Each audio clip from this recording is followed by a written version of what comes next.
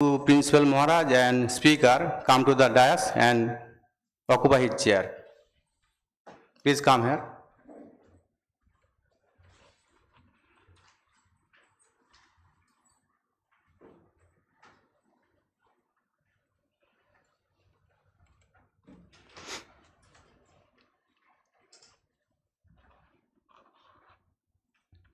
Respected Maharaj and Speaker, staff members and my dear students, welcome all of you and wish you a good afternoon.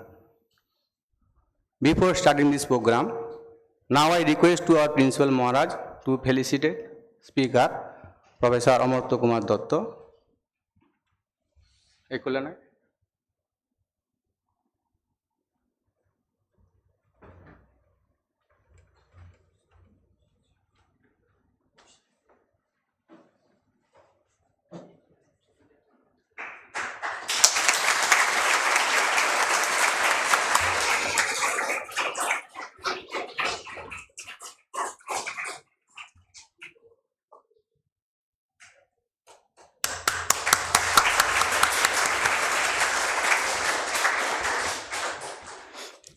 Now I requested to our Principal Maharaj to welcome address about this induction program.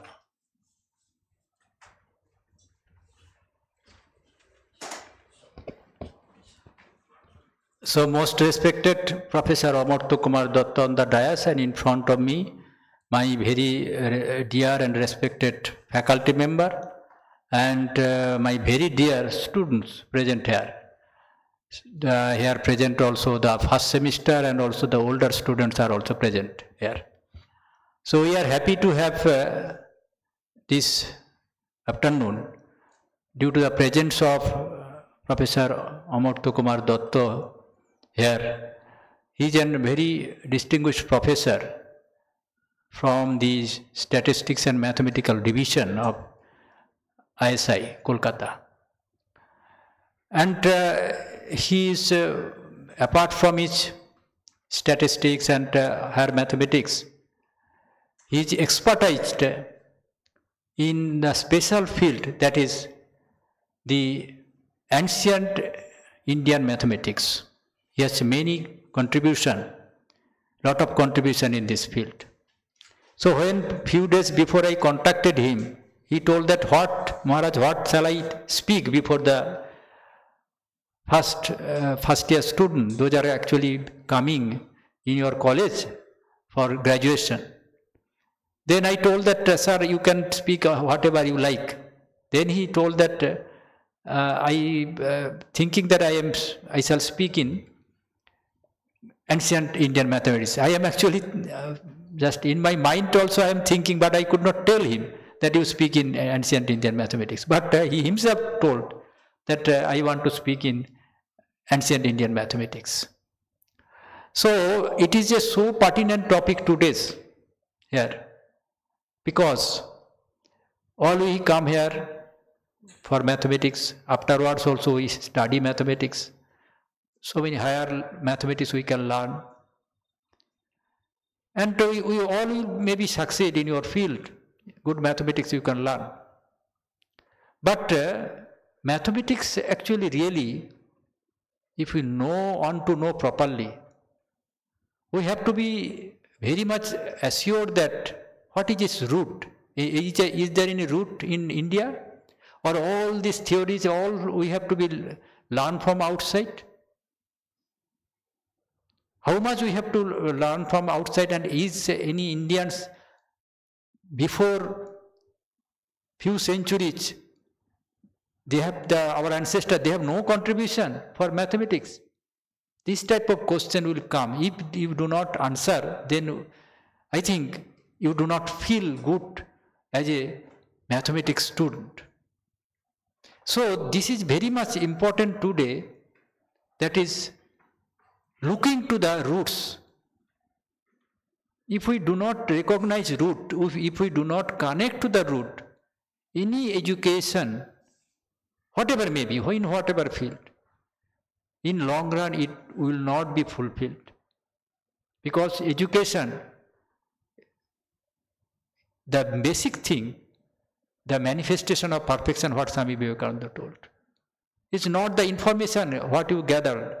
You maybe gathered more information in life, but what is through this? How can you manifest your perfection? These information make you a good human being.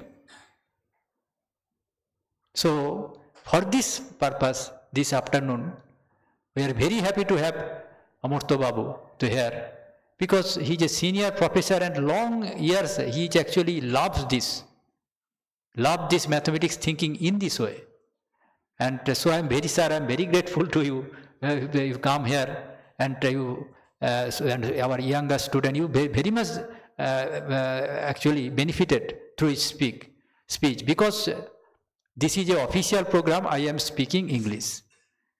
কিন্তু আমি ওনাকে request করেছি যে sir আপনি মানে first ইয়ারের ছেলেরা এসছে, আপনি কিন্তু ইংরেজিতে পুরোটা বলবেন না, বাংলাতে বলবেন, ইংলিশ টার্ম আসবে, তাহলে যে পারপাসে আমরা এখানে মিলিত হয়েছি সেটা ভালো হবে। তাই আমি নিজেই বাংলাতে সুইচ ওভার করলাম। স্যারও তাতে পারমিট করেছেন যে হ্যাঁ, ছাত্রের মতো আমি বাংলা ইংরেজিটা বলবো যাতে তারা বুঝতে পারে। তাই তোমরা এই ওনার বক্তব্যের শেষে ভালো করে মন দিয়ে শোনো, বক্তব্যের শেষে কোশ্চেন করো, ভুল ঠিক নয়, কোশ্চেনটা করো, স্যার খুশি হবে।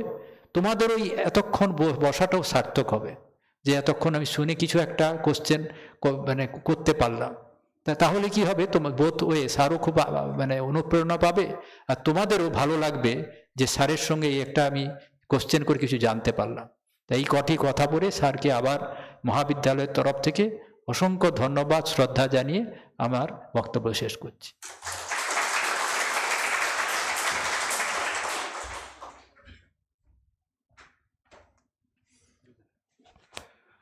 Thank you, Maharaj. We at few time we learn about mathematics and also about speaker.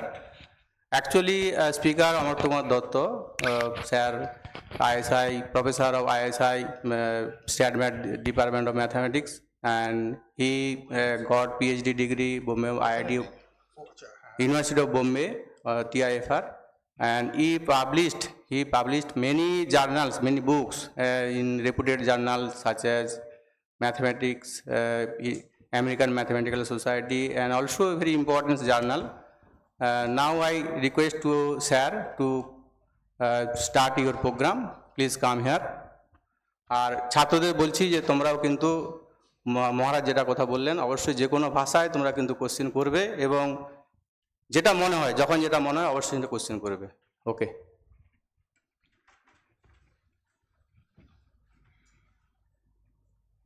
Thank you, Maharaj, for the opportunity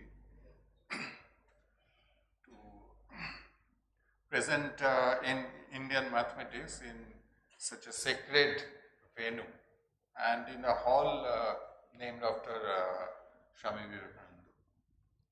আমি একটু ইন্টারেক্টিভ ভাবে ইয়ে করবো আর কি, মাঝখানে একটু প্রশ্ন করবো। প্রশ্নটা নট নেসেসারিলি কোনো অঙ্ক করতে বলবো না। প্রথম প্রশ্নটা যেটা আসছে সেটা হচ্ছে যে ম্যাথমেটিশিয়ান, মানে তোমরা যেটা ম্যাথমেটিক্স পড়ছো আর কি, নিজেদের একটা তো আইডেন্টিটি থাকবে যে একটা ম্যাথমেটিশিয়ানের যে আইডেন্টিটিটা, তো একটু ম্যাথমেটিশিয়ান সম্বন্ধে দু চার জিনিস বলতে পারবে যে ম্যাথমেটিশিয়ানের বৈশিষ্ট্য কিরকম, মানে ম্যাথমেটিশিয়ানের যে ইমেজটা যে সেটা তোমাদের কাছে কি?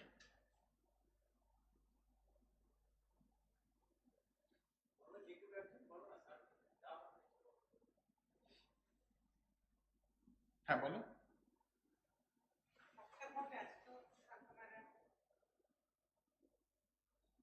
হ্যাঁ, কি অ্যাটিটিউড?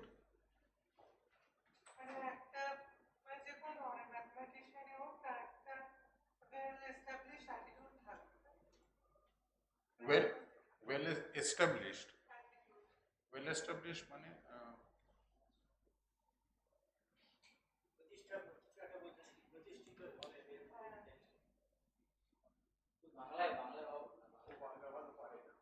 না ঠিক আছে, ইংরেজিতে বললে ইংরেজিতে বলো। মানে তাকে প্রতিষ্ঠিত হতে হবে, অর্থাৎ তুমি বলতে চাইছো তার অ্যাম্বিশাস। অ্যাটিটিউডটা ভেতর থেকে আসবে, মানে একটা যেমন পজিটিভ অ্যাটিটিউড থাকে, পজিটিভ মাইন্ড থাকে একটা ম্যাথমেটিশিয়ানের, সেটা হওয়াটা এটা ভালো বলেছো আর কি, যে ম্যাথমেটিশিয়ানের একটা একটা পজিটিভ অ্যাটিটিউড টু লাইফ। কিন্তু এমনি সাধারণ মানুষদের ধারণাটা কি ম্যাথমেটিশিয়ান সম্বন্ধে? একটা কিরকম একটা অ্যাবসেন্ট মাইন্ডেড, হ্যাঁ, কোনো সাধারণ ব্যাপারে কোনো জ্ঞান ট্যান নেই, এরকম তো একটা পপুলার ইমেজ। এটা জিজ্ঞেস করলাম এই জন্য যে দেখো, মানে আমরা যদি যখন নাকি বলি যে প্রাচীন ভারতের ম্যাথমেটিশিয়ানদের দিকে যে মানে তাদের লেখাগুলো যে দেখা, এগুলোর যে প্রয়োজনীয়তাটা দেখতে পাবে। এই যে প্রশ্নটা হঠাৎ আসছে দেখে এই যে ঠিক রিয়াক্ট করতে পারছো না, যে একটা ঠিক ম্যাথমেটিশিয়ানের যে ইমেজটা যে আর কি, মানে ম্যাথমেটিশিয়ানের এই এই গুণগুলো থাকা আবশ্যিক, এরকম কোনো কনসেপ্ট কিন্তু নেই তোমাদের। সেটা তোমাদের দোষ নয়, এরকম কখনো বলা হয়নি তোমাদের কাছে। কিন্তু কথা হচ্ছে যে প্রাচীন ভারতে কিন্তু এই যে আমার যে প্রশ্নের উত্তরটা, যে সেই উত্তরটাও একদম পরিষ্কারভাবে দেওয়া আছে ম্যাথমেটিক্সের বইতে। একজন ম্যাথমেটিশিয়ানের নাম হচ্ছে, অনেক ম্যাথমেটিশিয়ান তো ছিলেন আমাদের, একজনের নাম হচ্ছে মহাবীর আচার্য, 9th সেঞ্চুরির। তো ওনার একটা বই আছে গণিত সার সংগ্রহ। সেই বইতে ম্যাথমেটিশিয়ানের 8টা কোয়ালিটি, 8টা গুণ বলা আছে, যে এই গুণাবলী দিয়ে রিকগনাইজ করা যাবে যে একজন ম্যাথমেটিশিয়ান। এবং এটার ইন্টারেস্টিং ব্যাপারটা দেখো আর কি, যারা ম্যাথমেটিক্সে ঢুকছো, অর্থাৎ ম্যাথমেটিশিয়ান হিসেবে এমনিতে তো জীবন যাত্রায় তো নানা রকম আদর্শ তো থাকতেই হবে, বিশেষভাবে ম্যাথমেটিক্সে কি আদর্শ থাকবে যে এই জার্নিটা নিতে। তো এই যে ব্যাপারটা, হি is endowed with the ability two simplify. এই যে একটা জিনিস যে আর কি অনাবশ্যক যে ইয়ে করতে থাকা, আজকে সাহিত্যে যেরকম আর কি, সাহিত্যে এবিলিটি টু সিম্পলিফাই হলে ভালো, বাঞ্ছনীয়, কিন্তু সেটা কিন্তু ইনডিসপেন্সিবল না। বঙ্কিমচন্দ্র চট্টোপাধ্যায়ের এই জিনিসটা ছিল যে একদম খুব কনসাইজলি এক্সপ্রেস করা। তো বঙ্কিমচন্দ্র যে জিনিসটা হয়তো মানে 2 লাইনে লিখতেন, সেটা হয়তো রবীন্দ্রনাথ হয়তো 2 পাতায় লিখবেন, শরৎচন্দ্র হয়তো আরো বেশি ইয়ে করবেন, এক্সপান্ড করবেন। কিন্তু ম্যাথমেটিশিয়ানের ক্ষেত্রে ওরকম না। ম্যাথমেটিশিয়ান হচ্ছে যে এক্সপ্রেশনটা কনসাইজ হবে। এই যে কনসাইজলি এক্সপ্রেস করার যে একটা ক্ষমতা, এটা কিন্তু একটা তোমাদের একটা আদর্শ। এটা মানে আমরা এনশিয়ান ম্যাথমেটিক্স করছি তা না, মহাবীরাচার্য যা বলেছেন সেটা কিন্তু আজকে উনি 850-তে বলেছেন, 850 AD-তে, সেটা কিন্তু এখনো প্রাসঙ্গিক। এবং এবিলিটি টু সিম্পলিফাই, যখন নাকি কেউ একটা জিনিস আবিষ্কার করছেন, তখন সেই জিনিসটা কিন্তু অত সুষ্ঠু সবসময় থাকে না। তো আবিষ্কারটা যখন অ্যানাউন্সড হলো, তখন মানে ডিসকভারিগুলো অনেক সময় একটু অগোছালোভাবে হয়। তারপরে যেটা হচ্ছে, যারা শুনছে তারা সঙ্গে সঙ্গে সেটা যা করবে আর কি, সেটাকে গুছিয়ে সিম্পলিফাই করে দেবে। আর সিম্পলিফাই যে অন্য মানে, সেটা তো তোমাদের আছে। একটা খুব জটিল একটা এক্সপ্রেশন দেওয়া হলো, সেটাকে যে সিম্পলিফাই করা, ওই যে ফ্লেয়ারটা, সেটা তো একটা ব্যাপার রয়েছে। কিন্তু আরো ব্যাপার হচ্ছে যে আর্গুমেন্টস, সেই আর্গুমেন্টসগুলো যে সেটা যদি প্রথম যিনি আর্গুমেন্টটা দিচ্ছেন তিনি যদি খুব এলাবোরেট ভাবে দেন, কিন্তু তারপরে যারা সেটা রিসিভ করছে তারা সঙ্গে সঙ্গে সেটাকে সিম্পলিফাই করবেন, এবং যেটা তোমাদের পক্ষে ইমিডিয়েটলি প্রাসঙ্গিক, express concisely. He is endowed with the ability to deduce results. মানে এই যে একটা কিছু আছে আর কি, একটা কিছু জানা আছে, তার থেকে যে আরেকটা রেজাল্ট যে ডিডিউস করার যে ব্যাপারটা, এই যে এই ক্ষমতাটা কিন্তু সবার দরকার, প্রয়োজন নেই। এই ক্ষমতাটা ছাড়াও একজন খুব একটা বড় মাপের মানুষ হতে পারবে, কিন্তু বড় মাপের ম্যাথমেটিশিয়ান হতে পারবে না। তাই আমি যে জিনিসটা বলছিলাম, যে কি কি বৈশিষ্ট্য যেগুলো specific to mathematician: endowed with the ability to deduce results, endowed with the ability to disprove statements, মানে যদি কেউ একটা ভুল কোনো স্টেটমেন্ট করে, সেটাকে যে ডিসপ্রুভ করা, লজিক্যালি, কোনো একটা এক্সাম্পল দিয়ে বা যেভাবেই হোক। এবং যে জিনিস হচ্ছে ম্যাথমেটিশিয়ানদের যে একটা বৈশিষ্ট্য, টপ ম্যাথমেটিশিয়ানদের যদি দেখা মানে কখনো if you come across a top mathematician, তার একটা কমন কোয়ালিটি, সেটা রামানুজন হতে পারে। এই সুযোগে আমি আধুনিক কালের কিছু বড় বড় ম্যাথমেটিশিয়ানের নাম বলছি। রামানুজন একজন, হরিশ্চন্দ্র একজন, এবং হরিশ্চন্দ্রের নামটা এই জন্য বলছি যে এই বছরটা হচ্ছে হরিশ্চন্দ্রের birth centenary. As a mathematics students you should know, এখন আমরা কিন্তু বার্থ সেন্টিনারি যাচ্ছি। আরেকজন বড় ম্যাথমেটিশিয়ানের নাম হচ্ছে অভ্যঙ্কর, ওনার জন্মদিন এই সামনের সোমবার 22 জুলাই। এদের যে কমন ব্যাপারটা হচ্ছে যে কাজের মধ্যে যে ভিগার, এবং অভ্যঙ্করকে আমি তো সামনে থেকে দেখেছি endowed with ভিগার in work. Harishchandra মানে 60 বছর বয়সে মারা গেছেন এবং কি না করে গেছেন, এবং ম্যাথমেটিক্সে অনেক দেরিতে এসেছেন। He was originally physicist. Vigorous work, power of comprehension, একটা যে নানা রকম কনসেপ্ট আসবে, যেটা হচ্ছে তোমরা স্কুলের ম্যাথমেটিক্স একরকমভাবে করেছো, কলেজে যেটা হচ্ছে যে একটা radically new approach to mathematics নিতে হবে, সেগুলোকে গ্রাস্প করতে হবে, তার জন্য একটা কনসেন্ট্রেশন পাওয়ার দরকার। তো যে জিনিসটা হচ্ছে এই যে একটা জিনিসকে যে কম্প্রিহেন্ড করার যে ক্ষমতাটা, সেটা কিন্তু দরকার। একজন যে নাকি খুব একজন ক্রিয়েটিভ, যে আর কি ক্রিয়েটিভ কোনো আর্টিস্ট, তিনি হয়তো নিজের খেয়ালে ক্রিয়েট করে যাচ্ছেন, অন্যদের কথা বোঝা যে সেটার প্রয়োজন অতটা নাও থাকতে পারে, কিন্তু ম্যাথমেটিশিয়ান যেটা হচ্ছে তাদের যে প্রিভিয়াস ম্যাথমেটিশিয়ানরা যা কাজ করেছেন, প্রিভিয়াস আইডিয়াস, সেগুলোকে যে ইন্টারনালাইজ করা, সেটা দরকার। তার সঙ্গে হচ্ছে ক্রিয়েটিভিটি। কাজেই কথা হচ্ছে যে ওই আমরা রামানুজন সম্বন্ধে এই ধারণা আর কি, যে নিজের থেকে আর কি ম্যাথমেটিক্স দিয়ে যাচ্ছে, কিন্তু একটা ব্যাপার হচ্ছে যে ওই যে পাওয়ার অফ কম্প্রিহেনশন, অন্যদের জিনিস যে ক্যাচ করতে পারা, গ্রাস্প করতে পারা, এটা দরকার। আবার অনেকে আছে খুব তাড়াতাড়ি বুঝে যায় কিন্তু তারপরে মনে রাখতে পারে না, এই দিয়ে কিন্তু হবে না। Power of retention. তারপরের ব্যাপারটা তো বলতেই পারতে যে হি is endowed with the ability to find solutions of problems. এটা আমার মনে হয় খুব স্ট্যান্ডার্ড, ম্যাথমেটিশিয়ানরা অঙ্ক করতে পারে যে। কিন্তু এখানে একটা কথা আর কি বলছি, ম্যাথমেটিক্সের কিন্তু দুটো দিক আছে। একটা হচ্ছে যে ব্যাপারে তোমাদের ট্রেনিংটা বেশি হয়েছে, সেটা হচ্ছে যে কিছু রেজাল্টস তোমরা শিখলে, ওই পাওয়ার অফ কম্প্রিহেনশন যা শেখানো হলো সেটা শিখলে, যেমন কোয়াড্রেটিক ইকুয়েশনটা, যে কোয়াড্রেটিক ইকুয়েশন কি করে সলভ করতে হয় সেটাকে বুঝতে হবে। বুঝে তারপরে যেটা হচ্ছে একটার পর একটা অঙ্ক ঠিক রেডিমেড থাকবে না, এটা সাবস্টিটিউট করে এখানে এই করে ওই সলভ করা। কিন্তু এইটাই কিন্তু ম্যাথমেটিক্সের একমাত্র দিক না, যে ওই একটা থাকবে সলভ দ্য ফলোয়িং এক্সারসাইজেস 1 2 3 4 5 10, ওটা একটা ব্যাপার, পয়েন্ট নাম্বার 7। কিন্তু তার সঙ্গে একটা পয়েন্ট নাম্বার 8 আছে, ability to discover mathematical facts through investigation. তোমরা কিন্তু সারাক্ষণ যেটা করেছো, অন্যরা তোমাদের কাছে কিছু করতে বলছেন, কোনো বইতে এক্সারসাইজ দিচ্ছে কি পরীক্ষায় এক্সারসাইজ দিচ্ছে, সেগুলো করছো। এখন থেকে যেটা হতে পারে সেটাই ম্যাথমেটিশিয়ানের সব দিক নয়। ম্যাথমেটিশিয়ান যে জিনিস হচ্ছে, যে জিনিসটা কেউ বলেনি সেই জিনিসটা যে বলতে পারে। কারণ আমাদের একটা সায়েন্টিস্ট সম্বন্ধে এই ইমেজটা আছে পপুলার সোসাইটিতে, যে সায়েন্টিস্ট কি করে, একটা নতুন জিনিস আবিষ্কার করেন। পিসি রায় মার্কুরিয়াস নাইট্রেট আবিষ্কার করেছিলেন, জগদীশ বোস মাইক্রোওয়েভ জিনিসটা, যে মাইক্রোওয়েভের প্রপার্টিজ এবং মাইক্রোওয়েভ রেডিয়েশন কি করে করতে হয়, রিসেপ্টর, এগুলো আবিষ্কার করেছে। তার আগে কেউ ছিল না।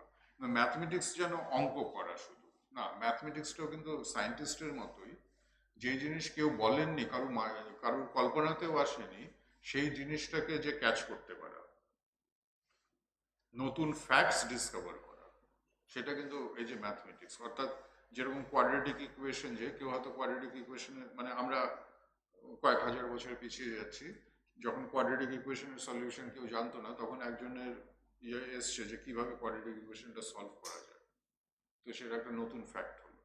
তো এই যে এবিলিটি টু ডিসকভার ম্যাথমেটিক্স, এই হচ্ছে 8টা গুণ, এটা মহাবীরাচার্য আছে। এবং এই জিনিসটা আমি যাদের কাছে পাঠিয়েছি সবাই বলছে যে এটা খুব অ্যামেজিং, যে এর থেকে আরো ভালো করে কি করে বলা যায় ম্যাথমেটিশিয়ানের সম্বন্ধে। আজকে 2024-এ সবাই যেটা বলছেন যে এর থেকে ভালো কি ডিসক্রাইব করা যায় একজন ম্যাথমেটিশিয়ান। আচ্ছা, তো আজকে আমি যেটা আর কি যেটা বলছি আর কি, যে কিছু হাইলাইটস, যেরকম আমাদের যে প্রাচীন ভারতের যে ইতিহাসটা সেটা কয়েক হাজার বছরের ইতিহাস, অনেক কিছু বলার আছে আমাদের ম্যাথমেটিক্সের হিস্ট্রি নিয়ে। কাজে আমি যেটা দিচ্ছি আর কি, যে glimpses what everybody should know, অন্তত ম্যাথমেটিক্সের ছাত্ররা। কাজে এরকম মোটামুটিভাবে 10-11টা পয়েন্ট আমি আর কি বলছি। কাজে এগুলো সবই ছুঁয়ে ছুঁয়ে যাচ্ছি, এবং প্রত্যেকটা পয়েন্টের উপরেই একটা 1 ঘন্টা কি 2 ঘন্টার প্রেজেন্টেশন করা যায়। প্রথম হচ্ছে যে ডেসিমেল সিস্টেম। এই ডেসিমেল সিস্টেমটা কি? ডেসিমেল সিস্টেম কিন্তু সলিউশন টু আ প্রবলেম নয়। ডেসিমেল সিস্টেমটা কিন্তু ওই পয়েন্ট নাম্বার 8-এর মধ্যে পড়ছে, যে একটা নতুন জিনিস আবিষ্কার করা যায়, যেটা ভারতে হয়েছে। এরকম নয় যে নাম্বার এইভাবেই এক্সপ্রেস যে করতে হবে সেটা যে খুব অবভিয়াস তা নয়, কারণ অন্যান্য সিভিলাইজেশনে এই জিনিসটা ছিল না। ভারতবর্ষেরই কোনো মনীষীদের এই ইয়েটা এসছে আর কি, যে ডিসকভারিং দিস ম্যাথমেটিক্যাল ফ্যাক্ট, যে কি করে মানে একটা নাম্বার ডেসিমাল সিস্টেম এক্সপ্রেস করা যায়। আচ্ছা, ডেসিমাল সিস্টেম নিয়ে একটা সূক্ষ্ম একটা ব্যাপার রয়েছে, যে ডেসিমাল সিস্টেম ঠিক কাকে আমরা বলছি। ডেসিমাল সিস্টেমের কিন্তু দুটো দিক আছে। একটা হচ্ছে ওরাল, যেটা একটু নেগলেক্টেড হয়। মানে ডেসিমাল সিস্টেম বলতে সবাই সাধারণত রিটেনটাকেই বোঝেন আর কি, যে কী করে আমরা নম্বরটা গুলোকে নোটেশনে লিখবো, কিন্তু আমরা কিভাবে নম্বরটা একটা নাম্বারকে মুখে বলবো সেটাও কিন্তু গুরুত্বপূর্ণ।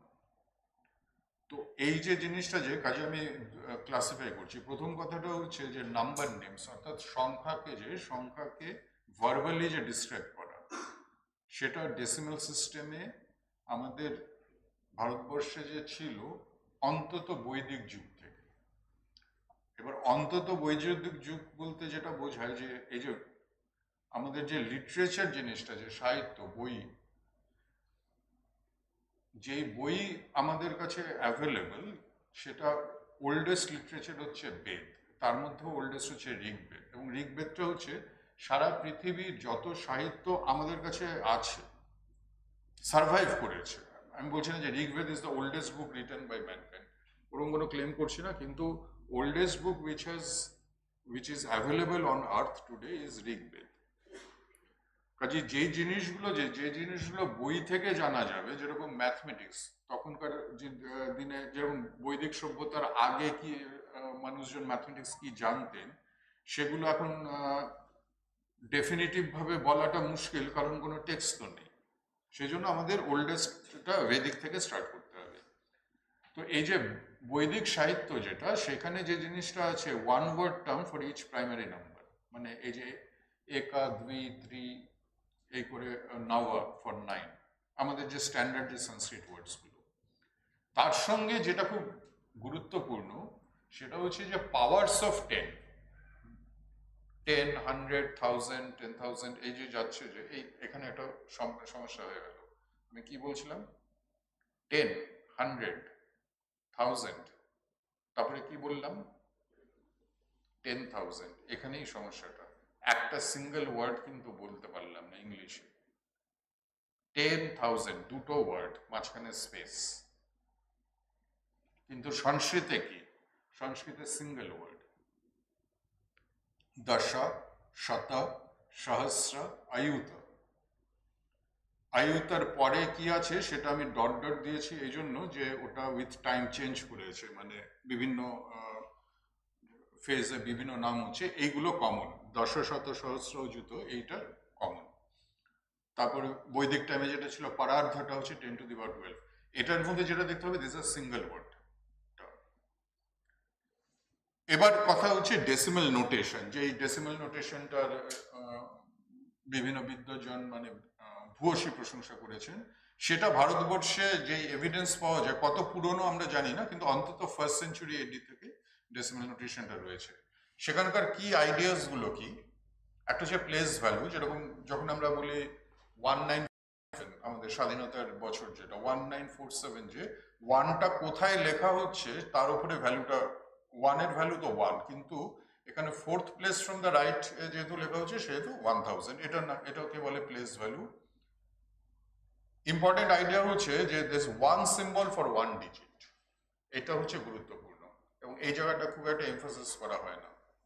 এই যে রোমানে কি হচ্ছে, রোমানে 3 লিখতে গেলে 3 এর জন্য 3টে সিম্বল লাগছে, 4 এর জন্য 2টো সিম্বল লাগছে, কিন্তু এখানে যেটা হচ্ছে আমাদের যে ফান্ডামেন্টাল ডিজিটস গুলো সেগুলোর জন্য একটা একটা করে সিম্বল। বাই দ্য ওয়ে, এই যে ছবিগুলো যে আঁকা 19, যে ফিগারগুলো, এই ফিগারগুলো কিন্তু ইন্ডিয়ান অরিজিন, মানে নাগরিতে যেভাবে লেখা হতো সেটাই মডিফাইড হতে হতে এটা হয়েছে। আর দ্বিতীয় কথা হচ্ছে যে যদি যেরকম 2024 এই বছরটা, যে 2024 সাল, যে সেখানে আমরা যখন ওরালি বলছি 2024, সেখানে যেটা হচ্ছে 100-র আগে 2000 বলছি, 100-র আগে কিছু বলতে হচ্ছে না ওরালি। যখন লিখছি তখন যদি আমরা কিছু সিম্বল দিয়ে ডিনোট না করি তাহলে ওটা 224 হয়ে যাবে, কাজে একটা জিরো সিম্বল দিতে হবে সেটা ডিনোট করতে। কাজে যেটা আমি বলতে চাইছি সেটা হচ্ছে যে ডেসিমাল নোটেশন, যেটার এত প্রশংসা করা হয়, সেই ডেসিমাল নোটেশনের রুটটা কিন্তু যে ভেদিক যে নাম্বার ভোকাবুলারি সেখানে। কারণ একটা সংখ্যা, যে ধরা যাক 1947, যে আর কি 1947, সেখানে what you do is you need 3 ideas. সেটা হচ্ছে ওই যে 1000, 100 এই ওয়ার্ডগুলোকে চেপে যাওয়া, রিমুভ দোজ ওয়ার্ডস। এবার 1947, তার জন্য প্রত্যেকটার জন্য একটা করে সিম্বল পুট করা। আর যদি কিছু না থাকে আর কি, যেরকম মানে 100-এর আগে কিছু নেই, তখন একটা জিরো সিম্বল পুট করা। এই 3টে আইডিয়া থেকেই ওই যে ডেসিমাল যে নাম্বার ভোকাবুলারি, যেটা ভোকাবুলারি থেকে নোটেশনটা আসছে। কাজে এবং এটার যে ইউনিকনেস, যেটা এই আবিষ্কারটার যে বৈশিষ্ট্য, সেটা হচ্ছে যে একটা অ্যাবস্ট্রাক্ট ম্যাথমেটিক্স হিসেবে এটা একটা ব্রিলিয়েন্ট অ্যাবস্ট্রাক্ট থট, অথচ এই জিনিসটাই you can think of it as a device of practical utility. এরকম কোনো আবিষ্কার কিন্তু নেই। যেমন আজকে নিউটনস লজ অফ গ্র্যাভিটেশন, যেটা নিউটনস লজ অফ গ্র্যাভিটেশনটা, যে এটা একটা অ্যাবস্ট্রাক্ট প্রিন্সিপাল, সেটা কিন্তু ডিভাইস নয়। আর ওই যে রকেট যাচ্ছে, যে রকেটটা হচ্ছে একটা ডিভাইস যেটা নিউটনের ইউজ করছে, কিন্তু রকেটটা কিন্তু একটা অ্যাবস্ট্রাক্ট আইডিয়া নয়, অ্যাবস্ট্রাক্ট ম্যাথমেটিক্স নয়, দুটো আলাদা। মানে একজন একটা অ্যাবস্ট্রাক্ট আইডিয়া দেন, তারপরে ইঞ্জিনিয়ার বা টেকনোলজিস্টরা সেটা দিয়ে আরেকটা কিছু উদ্ভব করেন, কিন্তু এই জিনিসটা, যে এই জিনিসটা you can think of it as a practical tool. Decimal notation is a practical tool, device like your rocket, and it is also a brilliant idea. Same thing being abstract as well as মানে device of practical utility. আচ্ছা, এই জিনিসটা যে appreciation, যে কথাগুলো এখন বললাম, decimal নোটেশনের যে অ্যাপ্রিসিয়েশনটা সেটা প্রচুর পাবে, কিন্তু এটার যে রুটটা কোথায়, সেই যে ইনসাইটটা, যে সেই ইনসাইট কিন্তু খুব কমন নয়। এবং সেটা আমি পেয়েছি স্বামী বিবেকানন্দের একটা লেখা, সেটা ম্যাথমেটিক্সের উপরে লেখা নয়, কিন্তু প্রাসঙ্গিকভাবে আর কি উনি যে ইয়েটা বলছেন আর কি, যে ভারতবর্ষ কি দিয়েছে, সেই লিস্টের মধ্যে যেটা বলছেন, দ্য 10 নিউ মডেলস, তার মানে ডেসিমাল সিস্টেমটা, যে the very cornerstone of all present civilization were discovered in India and are in reality Sanskrit words. এই সেন্টেন্সটা, যে এই সেন্টেন্সটার মানে, এটা কিন্তু ম্যাথমেটিক্স ক্লাস হচ্ছে না আর কি, মানে ম্যাথমেটিক্স লেখা নয়, এটা স্বামী বিবেকানন্দের একটা স্পিচ। সেটা যদি পড়তে হয়, সেটা পড়তে গেলেও কিন্তু এই ম্যাথমেটিক্যাল ইনসাইটটা দরকার। কারণ উনি কি বলছেন, যে 10 নিউমেরালস আর ইন রিয়েলিটি সংস্কৃত ওয়ার্ডস, মানে কি? অনেক ম্যাথমেটিশিয়ানও আমি দেখেছি এই সেন্টেন্সটা, যে সেন্টেন্সটা মানে বুঝতে পারেন না। এই জিনিসটা, যে জিনিসটা এই ইনসাইট থেকে আসছে, যে এই যে নাম্বারসগুলো যেভাবে ডিনোট করা হয়েছে ভেদিক টাইমে, সেটার মধ্যেই ডেসিমাল নোটেশনের রহস্যটা লুকিয়ে আছে। সিডটা লুকিয়ে আছে।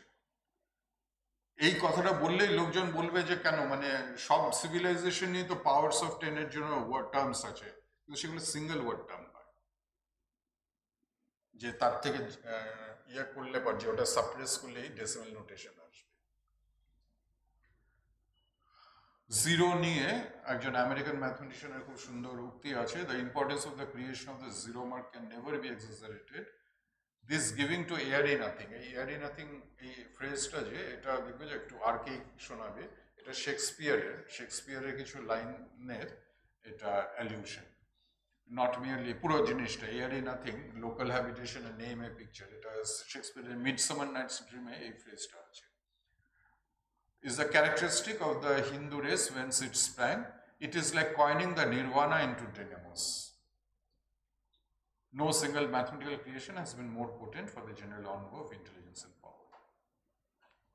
তো এটা প্রথম একটা জিনিস বললাম যে ডেসিমাল সিস্টেম। তো ডেসিমাল সিস্টেম যে ভারতের অরিজিনেট করেছে এটা মোটামুটি অনেকেই জানেন, কিন্তু যে ব্যাপারটা অ্যাওয়ারনেস নেই এবং যেটার গুরুত্বটার সম্বন্ধে অ্যাওয়ারনেস নেই, আমাদের যে মেথডস, অ্যারিথমেটিকের যে মেথডগুলো, যে যোগ বিয়োগ গুণ ভাগ, এগুলো আমরা কি খুব বাচ্চা বয়সে এগুলো শেখানো হয়, এগুলো কিন্তু সব ইন্ডিয়ান অরিজিন। ইন্ডিয়া থেকে আরবদের থ্রুতে ইউরোপে গেছে, একটু মডিফিকেশন হয়েছে। মডিফিকেশনটা হয়েছে কারণ ভারতবর্ষে কাজ হতো অ্যারিথমেটিকের যে আমাদের সংস্কৃত শব্দ হচ্ছে পাটিগণিত। পাটিগণিত মানে হচ্ছে যে একটা স্লেটে লেখার মতো আর কি, যে স্লেটে যে আমরা চকে লিখতাম ছোটবেলায় এবং তারপরে মুছে মুছে কাজ করতাম, ওরকম আর কি একটা বোর্ডে আর কি, স্যান্ড বোর্ডে অঙ্ক করা হতো ভারতবর্ষে। তো সেখানে যেই সুবিধাটা ছিল যে বেশি অসুবিধা যেটা বেশি স্পেস থাকতো না, আর সুবিধা যেটা ইরেজ করাটা খুব সুবিধে। কাজে ইন্ডিয়ান মেথডগুলো ওইভাবে ছিল। এবার যখন নাকি pen and paper, ink and paper সিস্টেমে লেখাটা হলো, তখন যেটা হলো ইরেজিংটা যে সেটা ইনকনভিনিয়েন্ট হলো, কিন্তু স্পেসের অভাব নেই পরপর। কাজে যেটা হচ্ছে যে ইন্ডিয়ানরা যেটা বলতো এবার এটাকে ইরেজ করে রিপ্লেস করো, সেটা না করে ওরা বলে পরপর পরপর লিখে যাও। এইটাই হচ্ছে মডিফিকেশন। আদারওয়াইজ আমাদের যোগ বিয়োগ গুণভাগ যে পদ্ধতিগুলো, সেগুলো in essence same as the Indian methods. এই যে একটা প্রোগ্রামের, টিভি প্রোগ্রামের নাম শুনেছো? আমি দেখার কথা বলছি না, কোন বনেগা ক্রোড়পতি, অমিতাভ বচ্চনের। তো সেই কোন বনেগা ক্রোড়পতি প্রোগ্রামে একবার অমিতাভ বচ্চন একজন অঙ্কের শিক্ষককে ডেকে এনেছিলেন। তো সেই অঙ্কের মানে একদম স্কুল লেভেল টিচারকে। তো সেই ভদ্রলোক বলছিলেন যে, মানে অমিতাভ বচ্চন বলছিলেন যে অঙ্কটা তো খুব শক্ত জিনিস, তো সেটা মানে উনি কিভাবে আগ্রহ হয়েছে বা এরকম কিছু একটা জিজ্ঞেস করেছেন। তো ওই ভদ্রলোক তখন বললেন আর কি যে অঙ্ক কি করে শক্ত হয়। এই যে সাধারণ মানুষ, যারা সাধারণ মানুষ বলতে যারা ওই স্কলারশিপে যাচ্ছে, একাডেমিক্সে যাচ্ছে, তারা নয়, সাধারণ মানুষ স্কুলে যা পড়ানো হয়, যা শেখে, তা প্রায় সবটাই ভুলে যায় পরবর্তী জীবনে। একটা জিনিসই মনে থাকে, সেটা হচ্ছে কি করে যোগ বিয়োগ গুণ ভাগ করতে হয়। ওই যে স্কুলে যে শেখে সেটাই মনে থাকে আর সবকিছু ভুলে যায়। তাহলে অঙ্কটা কি করে শক্ত হলো? অঙ্কটাই খালি মনে থাকে। তো এই জিনিসটা যে, এটা নিয়ে বেশ সাড়া পড়েছিল এবং এখনো ওই ইউটিউবে ওই জিনিসটা যে, ওই জিনিসটা দেখা যায়। কিন্তু যে জিনিসটা মিসিং, এই যে জিনিসটা বললাম খুব ইন্টারেস্টিং, সেটা হচ্ছে এই যে ব্যাপারটা যে এত সহজ, যোগ বিয়োগ গুণ ভাগ জিনিসটা, যার জন্য ওটাই মনে থাকে, এটা কিন্তু সহজ ছিল না বিভিন্ন সভ্যতায়। রোমানদের যে মেথড অফ মানে এনুমারেশন, যেভাবে নম্বর লেখার যে পদ্ধতি, তাতে মাল্টিপ্লিকেশন করা মোটেই সোজা নয়। কাজে এই যে সহজ পদ্ধতি, যার জন্য স্কুলের অন্য কিছু ভুলে গেল, অঙ্কটাকেও ভুলে না, সেগুলো সমস্ত হচ্ছে ইন্ডিয়ান মেথডস। সেই কথাটা কিন্তু ওই অমিতাভ বচ্চনের প্রোগ্রামে ওই কথাটা কিন্তু বলা হয়নি। সম্ভবত ওই শিক্ষক, মানে সেই যে মাস্টারমশাই যে স্কুলে, তিনিও সম্ভবত হয়তো এটা জানেন না। তাহলে নিশ্চয়ই বলতেন। অ্যালগরিদম কথাটা শুনেছো? এখন তো কম্পিউটার সায়েন্স জিনিসটা যে সেটা খুব গুরুত্বপূর্ণ, এবং সে কনটেক্সটে অ্যালগরিদম কথাটা মানে কি লুজলি আর কি, খুব formal definition, step by step অঙ্ক করা যায়, স্টেপ বাই স্টেপ একটা প্রসিডিওর ফলো করা, সিস্টেম্যাটিক প্রসিডিওর। তো এই শব্দটার উৎপত্তিটা কি? অ্যালগরিদম কথাটা অরিজিনাল যেটা রেফার করতো সেটা হচ্ছে Indian method of doing arithmetic, যোগ বিয়োগ গুণ ভাগ করা যে বাই হিন্দু মেথড, সেই জিনিসটাকে অ্যালগরিদম বলা হতো। কেন অ্যালগরিদম বলা হতো? উৎপত্তিটা কি? অ্যাল খোয়ারিজমি একজন পার্সিয়ান ম্যাথমেটিশিয়ান, পার্সিয়ান মানে জাতে পার্সিয়ান, লিখতেন আরবিকে। তো সেই পার্সিয়ান ম্যাথমেটিশিয়ান যে আল খোয়ারিজমি, তিনি Indian methods of doing arithmetic based on decimal system সেটা অ্যারাবিকে লেখেন, সেটাই ইউরোপিয়ানরা শিখছে। তো আল খোয়ারিজমির নামটা হয়ে গেল ইউরোপিয়ানরা সুবিধার জন্য ওটা হয়ে গেল অ্যালগরিথমি ল্যাটিনে, মানে সেটা পরে হয়ে গেল অ্যালগরিসমাস, তার মানে হচ্ছে operations based on decimal system. সেটাই কালক্রমে চেঞ্জ হয়ে অ্যালগরিজম হলো, সেটাই আজকের দিনে অ্যালগরিদম। যে অ্যালগরিদম বলতে অরিজিনালি যেটা বোঝাতো operations based on decimal system. আমাদের যে স্কুলে হয়তো স্কোয়ার রুট মেথডটা শিখে থাকবে, সেই স্কোয়ার রুট মেথডটা এসেনশিয়ালি ডিউ টু আর্যভট্ট। এই যে ফ্র্যাকশনের যে রুলস, ফ্র্যাকশনের রুলসগুলো কি a by B plus C by, যেটা হবে আর কি BD into AD plus BC, এই যে রুলটা যে, বা ডিভিশন অফ ফ্র্যাকশনস যে 1/1 মানে a by B divided by C by D, সেটা হবে a by B into D by C, বা a by B into C by D, যে এসি বাই বিডি। এই যে রুলসগুলো, এই রুলসগুলো কিন্তু সমস্ত ভারতীয়। অন্যান্য সভ্যতায় যারা ফ্র্যাকশনস ইউজ করেছে, ইজিপশিয়ানসরা ইউজ করেছে, তাদের কাছে ফ্র্যাকশন বলতে সবসময় বোঝাতো ইউনিট ফ্র্যাকশনস, 1/5, 1/6, 1/7 এগুলোও ছিল। কিন্তু এই যে কম্পোজিট ফ্র্যাকশনের যে ব্যাপারটা এবং কম্পোজিট ফ্র্যাকশন নিয়ে যে অপারেশনস, তার যে রুলস, এগুলো সমস্ত ইন্ডিয়াতে ডেভেলপড হয়েছে। ইন্ডিয়া থেকে ইউরোপে গেছে ভায়া অ্যারাবস। তারপরে যে তোমাদের যে ত্রৈরাশিক, যদি সুকুমার রায়ের হজবরল উপরে থাকো, ত্রৈরাশিক না ভগ্নাংশ, তো এই যে ত্রৈরাশিক যে rule of three, European renaissance সময় গোল্ডেন রুল বলা হতো। এই রুল অফ থ্রি এবং আরো অনেক কিছু রুলস, রেশিও অ্যান্ড প্রপোর্শনের যে রুলসগুলো, এগুলো সব ইন্ডিয়ান অরিজিন। তারপরে যেটা হচ্ছে যে স্কুলের বইতে যে কমার্শিয়াল অ্যারিথমেটিক জিনিসটা, যে income expenditure, profit loss, simple compound interest, discount, partnership, তারপরে যেটা হচ্ছে যে গোল্ড, যে আর কি গোল্ডের ইয়াটা কত, ডেন্সিটি, বিভিন্ন গোল্ড আছে সেগুলোকে মিশিয়ে একটা সিঙ্গেল গোল্ড হলো, তো তার ডেন্সিটি কত হবে, ইন্ডিভিজুয়াল ডেন্সিটির থেকে কম্পোজিট ডেন্সিটিটা কি হবে, সেটা ওয়েটেড অ্যারিথমেটিক মিন হবে। তো সেই কম্পিউটেশনস, তারপরে স্পিড অ্যান্ড ডিস্টেন্স প্রবলেমস করেছো, মিক্সচার প্রবলেম করেছো, সিস্টেম প্রবলেমস, এগুলো সব ইন্ডিয়ান অরিজিন। আরেকটা জিনিস যেটা হচ্ছে, যেটা স্ট্যাটিস্টিক্স ফ্লেভারের, সেটা হচ্ছে এই যে এরিথমেটিক মিন। এরিথমেটিক মিনের কিন্তু দুটো দিক আছে। একটা হচ্ছে যেটা ওই যেটা বললাম আর কি, বিভিন্ন গোল্ড পিস আছে, সেগুলোকে কম্বাইন করে একটা সিঙ্গেল গোল্ড পিস, তাদের ডেন্সিটির থেকে ওই সিঙ্গেল পিসের যে ডেন্সিটি, সেটা একটা এরিথমেটিক মিন হবে। এখানে কোনো তোমার কোনো চয়েস নেই, অঙ্ক করলে এরিথমেটিক মিনটাই আসবে, ওয়েটেড এরিথমেটিক মিনটা আসবে অ্যাজ এ আনসার। কাজে এটা হচ্ছে mathematical aspect of arithmetic mean. কিন্তু অন্য দিকটা হচ্ছে স্ট্যাটিস্টিক্যাল অ্যাসপেক্ট। সেই স্ট্যাটিস্টিক্যাল অ্যাসপেক্টটা অঙ্ক করে বার করার জিনিস না, ওটা হচ্ছে একটা ডিসিশন। সেটা হচ্ছে এই যে ক্লাসরুমটা, যে এই ক্লাসরুমে যে বিভিন্ন ছেলেরা যে বসে আছো, তোমাদের হাইটগুলো কিন্তু সেম নয়, এক একজনের এক এক হাইট।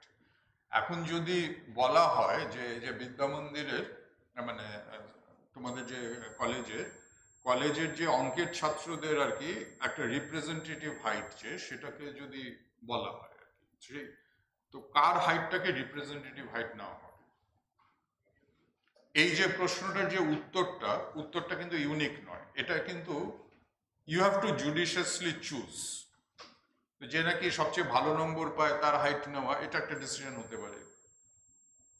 অথবা যেটা হচ্ছে সবচেয়ে যে লম্বা আর সবচেয়ে যে মানে খাটো আর কি, তাদের দুজনের A+B/2 করা যেতে পারে, এবং অন্যান্য দেশে তাই করা হতো।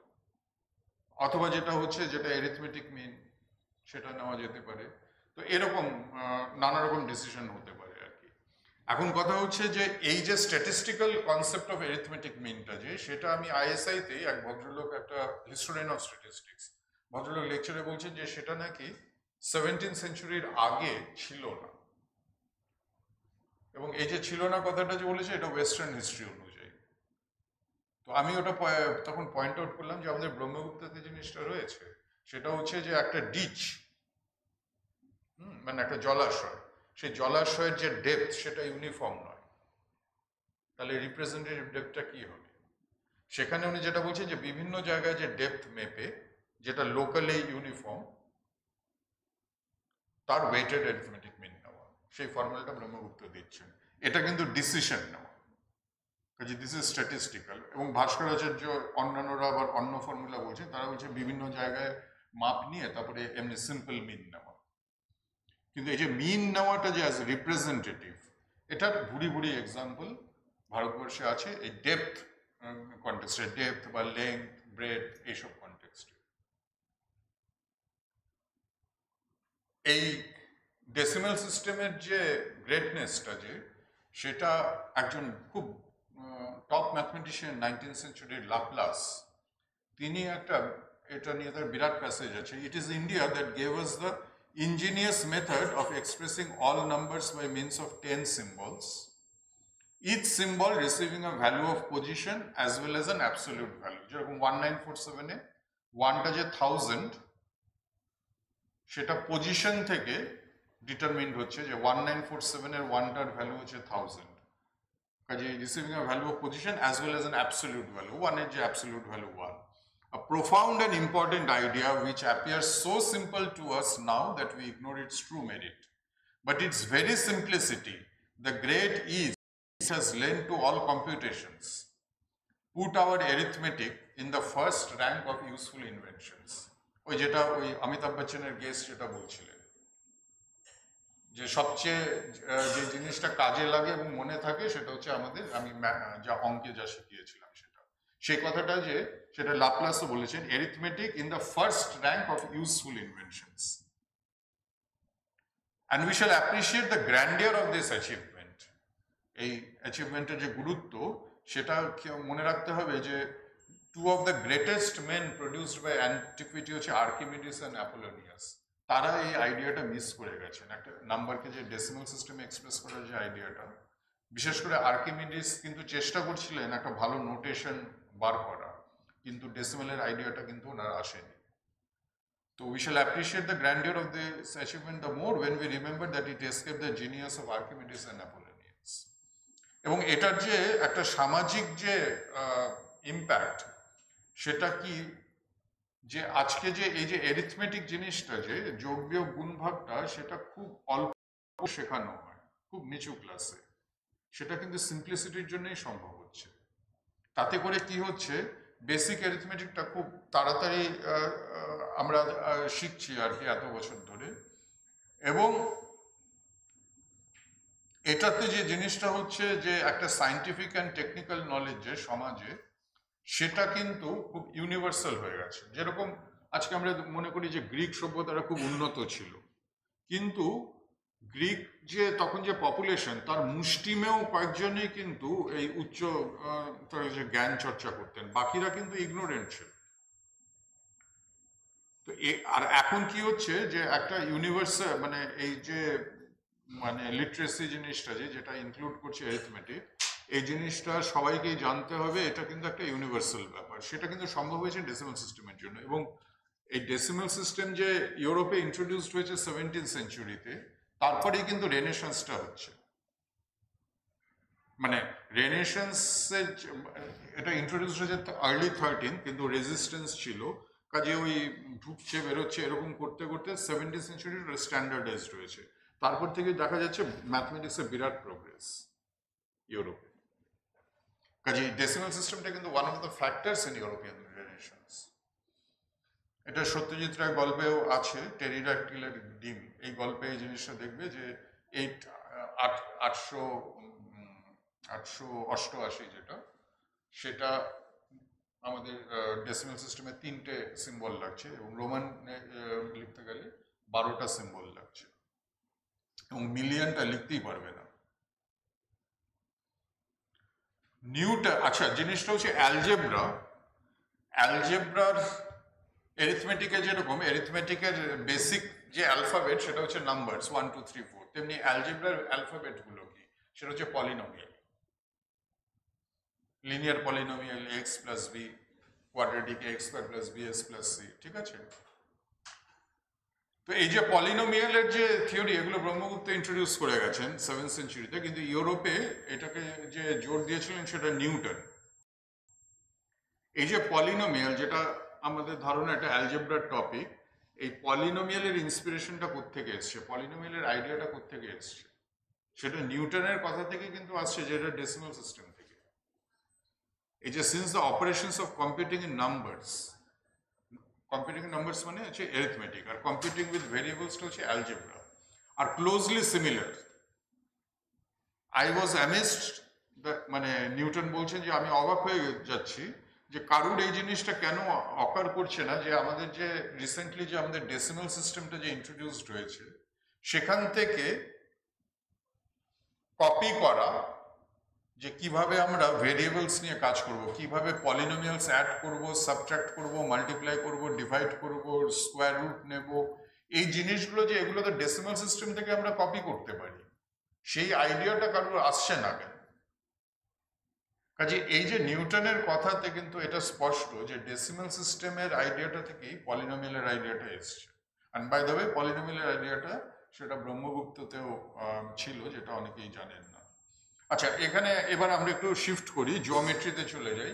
পিথাগোরাস থিওরেমের কথাটা তো সবার মনে আছে, যে কি ফর্মে রয়েছে ওটা, যে একটা রাইট অ্যাঙ্গেল ট্রায়াঙ্গেলের যে ডায়াগোনালের square is same as the sum of the squares. এখানে সেই জিনিসটাই বৌদ্ধায়নে এই স্টেটমেন্টটা রয়েছে as a statement about rectangle. রেক্ট্যাঙ্গেলের যে ডায়াগোনাল, সেটার উপরে যে square would be the same as the sum of the squares on the two sides. তো এই স্টেটমেন্ট বৌদ্ধায়নে রয়েছে, এটা পিলার অফ জিওমেট্রি। আর বৌদ্ধায়ন কিন্তু এটা, বৌদ্ধায়ন বা পিথাগোরাস, এরা কেউই কিন্তু আবিষ্কর্তা নয়, এইগুলো কিন্তু এই রেজাল্টটা অনেক পুরনো। কত পুরনো সেগুলো তো আমাদের জানার কোনো উপায় নেই, কিন্তু এই যে বৌদ্ধায়ন হচ্ছে শুল্বসূত্র যে বলা হয়, শুল্বসূত্রের ওল্ডেস্ট শুল্বসূত্রের লেখক, কিন্তু শুল্বসূত্রের যে ওখানে যে জিওমেট্রিটা প্রেজেন্ট করছে তার অ্যাপ্লিকেশনটা অনেক পুরনো। সেটা যে বেদিক যে যজ্ঞ, যে বেদিক টাইমে যে যজ্ঞ, সেখানে কি অঙ্ক ইউজড হয়েছে সেটা শুল্বসূত্রে লেখা আছে। কাজে অ্যাপ্লিকেশনটা যখন পুরনো, তার মানে রেজাল্টগুলো আরো পুরনো, কিন্তু সেটা হয়তো কোথাও কোনো টেক্সটে পাওয়া যাচ্ছে না বিফোর বৌদ্ধায়ন।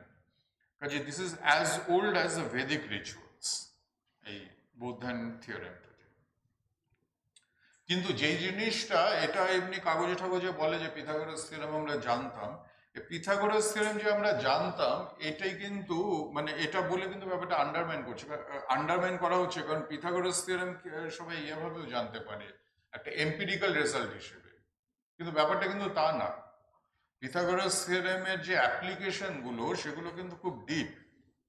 একটা কনস্ট্রাকশন আমি দেখাচ্ছি, সেটা হচ্ছে স্কুলে জিওমেট্রিক কনস্ট্রাকশনের কথাটা মনে আছে তো, যে you are not allowed to use protractor for measuring angles or length or a ruler to measure length. একটা যদি বাইসেক্ট করতে বলা হয়, তাহলে তো ওই একটা 10 সেন্টিমিটার দিয়ে বাইসেক্ট করতে যদি বলা হয়, 5 সেন্টিমিটারের ডট দিলে তো হবে না, তোমাদের সেই একটা কম্পাস নিয়ে যে আর্ক করে যে করা। তো এই যে রুলার অ্যান্ড কম্পাস টাইপ যে কনস্ট্রাকশনটা, এটাতেই জিওমেট্রির যে সফিস্টিকেশনটা, স্কুল জিওমেট্রির সফিস্টিকেশন। তো এখন এই কনস্ট্রাকশনগুলো কিন্তু কিভাবে শুল্বসূত্রে করা আছে, সেটাও কিন্তু ওইভাবে যে মেজারমেন্ট অ্যাভয়েড করে। যেরকম একটা রেক্ট্যাঙ্গেলকে যে স্কোয়ারে কনভার্ট করা, সেটার কনস্ট্রাকশনটা দেখো কিভাবে বলছেন যে এটা হচ্ছে রেক্ট্যাঙ্গেলটা, কাজে এটা হচ্ছে স্মল এ আর এটা হচ্ছে স্মল বি। এই রেক্ট্যাঙ্গেলটা যে স্কোয়ারে কনভার্ট করতে হবে, তো সেই স্কোয়ারের লেন্থটা কত হবে? এটা যদি এ হয়, এটা যদি বি হয়, এ বি, তাহলে ওটার লেন্থ হবে square root of A B. তো how to construct square root of A B? অন্যান্য যে সিভিলাইজেশন, যাদের সেই সিভিলাইজেশনের কনস্ট্রাকশন পাওয়া যায় যেমন ব্যাবিলনিয়া, তারা যেটা করবে যে just a into B multiply করে তার স্কোয়ার রুট নেবে, সেটা অ্যাপ্রক্সিমেট হবে। কিন্তু এখানে কি বলছেন বৌদ্ধায়ন, কি বলছেন সেটা হচ্ছে যে এই বি যে ছোটটা দিয়ে you complete the square, then look at the remainder. রিমাইন্ডারটা তাহলে কত হবে? a minus b by a minus b, bisect that, তাহলে এই পোর্শনটা কত হলো? a minus b by 2, পুরোটা কত হলো? b plus a minus b by 2, এই জিনিসটা হচ্ছে a plus b by 2। নাও এই জিনিসটা যে এটা ইউ ড্র দ্য আর্ক আর প্রডিউস দিস, তাহলে এটা হচ্ছে a plus b by 2 আর এটা হচ্ছে a minus b by 2। এবার ওরা যেটা বলছে যে ইউ টেক দিস, কাজে what is involved here? a plus b by 2 whole square minus a minus b by 2 whole square is ab। অর্থাৎ they had an awareness of this formula। যখন আমি বলছি তার মানে এটা বলতে চাইছি না যে ফর্মুলাগুলো যে লেটার্স অফ দ্য অ্যালফাবেট দিয়ে যে ডিনোট করা হয় অ্যালজেব্রার, যে ওই যে দিকটা যে নোটেশন, সেই নোটেশনটা তখন ছিল, এটা বলছি না। কিন্তু প্রিন্সিপালটা যে a plus b by 2 whole square minus a minus b by 2 whole square যে ab, এই প্রিন্সিপালটা দেয়ার অ্যাওয়ার্ড, তার জন্য এই কনস্ট্রাকশনটা দেওয়া। তো এই লেভেলের সফিস্টিকেশনটা ছিল ভেদিক টাইমে। এখন অমর্ত্য সেনের মতো অনেকেই বলে বেড়ান, আমারই নেমসেক, যে ভেদিক সিভিলাইজেশনে কোনো জিওমেট্রি মানে কোনো সফিস্টিকেটেড ম্যাথমেটিক্স ছিল না। তো এই যে রিয়েলিটি যেটা, সেটা হচ্ছে যে sophistication was of this level.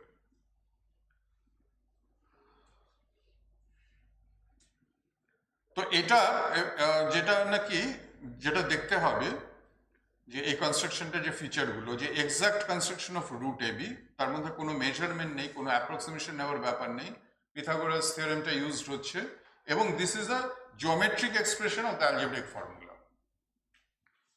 তো এখানে একটা কথা হচ্ছে যে অ্যালজেব্রাটা তখন ছিল কি ছিল না, মানে এই যে যেভাবে অ্যালজেব্রিক্যালি আমি লিখেছি A B equal to A plus B, এই আইডেন্টিটিটা যে এইভাবে যে এক্সপ্রেস করা, সেটা তখন সম্ভবত ছিল না। কিন্তু সেটা কি শো করে? সেটা ওনাদের গ্রেটনেসটা কিন্তু শো করে, যে they invented mathematics which is algebraic in spirit and substance before formal algebra. এটা কিন্তু it makes them greater as algebraised. যে অ্যালজেব্রার যে সুবিধাগুলো, যে অ্যালজেব্রার ল্যাঙ্গুয়েজের যে সুবিধাটা, সেটা পাওয়ার আগে তারা অ্যালজেব্রার যে, কারণ ল্যাঙ্গুয়েজটাই তো সব নয়, ল্যাঙ্গুয়েজটা যে জিনিসটা এক্সপ্রেস করছে, সেই ভাবটা তারা ধরতে পেরেছেন এবং প্রকাশ করেছেন জিওমেট্রিক্যালি। এবং সাইডেনবার্গ, বিরাট বড় ম্যাথমেটিশিয়ান, তিনি তার একটা প্রবন্ধে লিখেছেন এই কনস্ট্রাকশনটা সম্বন্ধে, this is entirely in the spirit of the elements. Elements হচ্ছে ইউক্লিডের বইটার নাম হচ্ছে elements. This is entirely in the spirit of the elements, book 2. Indeed, I would say it is more in the spirit of book 2 than book 2 itself. এই কনস্ট্রাকশনটা মোর Euclidean than Euclid. এটা হচ্ছে Vedic টাইমের একটা example of geometry. এখানে একটা জিনিস বলে রাখা ভালো, যে ভেদিক টাইমটা যে সেটা ইট ওয়াজ মানে কম্পেয়ার টু দ্য এরা, সেটা জিওমেট্রিতে খুব অ্যাডভান্স ছিল, সেটা প্রি গ্রিক। তারপর গ্রিকরা যে জিওমেট্রির কাজ, যে অসামান্য জিওমেট্রির কাজ অবদান রেখেছেন, সেটা তার পরবর্তী কোনো civilization before the modern time reach করতে পারেনি, ইনক্লুডিং ইন্ডিয়া। মানে ইন্ডিয়ার যে পোস্ট ভেদিক যে স্ট্রেংথটা যে, সেটা ছিল এরিথমেটিক, অ্যালজেব্রা, এসব দিকে, নট জিওমেট্রি। এটা কিন্তু ইয়ে করতে হবে যে গ্রিকদের যে জিওমেট্রিক স্ট্রেংথ, সেই ততটা স্ট্রেংথ ভারতবর্ষে পোস্ট ভেদিক টাইমে ছিল না। কিন্তু তার মধ্যে একটা এক্সেপশন আছে, সেটা যে ব্রহ্মগুপ্তের কিছু কিছু রেজাল্ট আছে যেটা গ্রিকদের সময় ছিল না, এবং যেটা ইউরোপে আস্তে আস্তে আরো 1000 বছর লেগেছে। সেটা হচ্ছে সাইক্লিক কোয়াড্রিল্যাটারাল। সাইক্লিক কোয়াড্রিল্যাটারাল মনে আছে তো, যে কোয়াড্রিল্যাটারালের সার্কেলের ভেতরে যে কোয়াড্রিল্যাটারাল করা যায়, তো তার যে ডায়াগনালস সেটা তোমরা স্কুলে পড়ে থাকবে যে প্রোডাক্ট অফ দ্য ডায়াগনালস হচ্ছে এসি প্লাস বিডি, টলেমির থিওরেম বলে বলা হতো। কিন্তু ব্রহ্মগুপ্ত যেটা দিয়েছেন যে অ্যাকচুয়াল লেন্থ অফ ডায়াগনালস দিয়ে দিয়েছে, এটা মেন্টালি মাল্টিপ্লাই করো, মাল্টিপ্লাই করলে এসি প্লাস বিডি পেয়ে যাবে। তেমনি area of a cyclic quadrilateral, তোরা এরিয়া অফ এ ট্রায়াঙ্গেল করেছো, s minus a, s minus b, s minus c. Brahmagupta বলছে area of a cyclic quadrilateral হচ্ছে root of s minus a, s minus b, s minus c, s minus d, যেখানে এসটা হচ্ছে semi perimeter. তারপরে পরমেশ্বর তিনি circum radius দিয়েছেন। তো এগুলো একটা বিরাট জিনিস। কিন্তু আবার যেটা বলছি, জিওমেট্রিতে কিন্তু এই ধরনের বড়সড় কাজ খুব বেশি কিন্তু ভারতবর্ষে নেই। কিন্তু ভারতবর্ষে যে জিনিসটা হয়েছে সেটা হচ্ছে অ্যালজেব্রার আবিষ্কারটা, ফাউন্ডেশনস অফ অ্যালজেব্রা, সেটা ভারতবর্ষে হয়েছে in the work of Brahmagupta. মানে এবং এখানে আমি ডেভিড মামফোর্ড, ফিল্ডস মেডেল কথাটা জানো? ফিল্ডস মেডেল কাকে বলে? This is the highest award in mathematics. তো ডেভিড মামফোর্ড একজন ফিল্ডস মেডেলিস্ট, এখনো বেঁচে আছেন। উনি আমাকে একটা চিঠিতে লিখেছেন, it seems clear to me that Brahmagupta is the কি person in the creation of algebra as we know it. আচ্ছা, এখানে একটা কথা বলে রাখি, সেটা হচ্ছে যে একটা ম্যাথমেটিক্সের একটা খুব এক্সেলেন্ট ম্যাগাজিন আছে, ভাবনা, BHAVNA, এটা জানুয়ারি 2017 থেকে বেরোচ্ছে। সেখানে আমি সিরিয়ালি লিখছি এবং একটা ইস্যুতে এই জিনিসটা খুব এলাবোরেট করেছি। এই ভাবনা ম্যাগাজিনটা সাবস্ক্রাইব করতে পারলে খুবই ভালো, এবং এটা অনলাইন পাওয়া যায় ফ্রিতে। ব্রহ্মগুপ্তের মধ্যে যে জিনিস হচ্ছে অ্যালজেব্রা যে একটা আলাদা যে সাবজেক্ট, সেটার যে রিকগনিশন, সেই জিনিসটা রয়েছে। সিম্বল ফর ডিফারেন্ট আননোন, এটা ব্রহ্মগুপ্তে প্রথম পাওয়া যায়। যেরকম আমরা বলি যদি অনেকগুলো আননোন থাকে, একটা এক্স, একটা ওয়াই, একটা জেড। ভারতবর্ষে কি ছিল সেটা হচ্ছে যে ফার্স্ট আননোনটা সেটা অনেক পুরনো, ওটাকে বলা হতো ইয়াবত তাবৎ। তারপরে যে আননোনগুলো তার নাম দেওয়া হতো বাই কালার নেমস, কালাকা, নীলাকা, লোহিতা, পিতাকা, এরকম করে। এবার যেটা হচ্ছে, যেটা করা হতো, সিম্বলটা কি হতো, সেটা হচ্ছে কালার নেমটা যে ফার্স্ট লেটার সেটা নেওয়া হতো। কাজেই ফার্স্ট ভেরিয়েবলটা কি? ইয়াবত তাবৎ। কাজেই এক্সটা যে ভারতবর্ষের এক্স হচ্ছে ইয়া, সেকেন্ড ভেরিয়েবল হচ্ছে কালাকা, কালো, তো ওটার ফার্স্ট লেটার হচ্ছে কা, কাজে আমাদের ওয়াইটা হচ্ছে কা।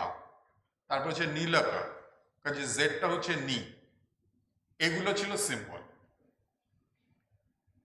তারপরে ইকুয়েশন ফর্ম করা, যে ইকুয়েশন ফর্ম করাটা যে এটা ব্রহ্মগুপ্ত শিখিয়েছে, ফরমেশনের প্রসেস অফ ইকুয়েশনস। তারপরে যেটা বললাম পলিনোমিয়ালস, যে পলিনোমিয়ালের যে অ্যালজেব্রা, মানে পলিনোমিয়ালস ইন ডিফারেন্ট আননোনস, সেগুলো কি করে অ্যাড করতে হবে, মাল্টিপ্লাই করতে হবে, এগুলো ব্রহ্মগুপ্তে রয়েছে।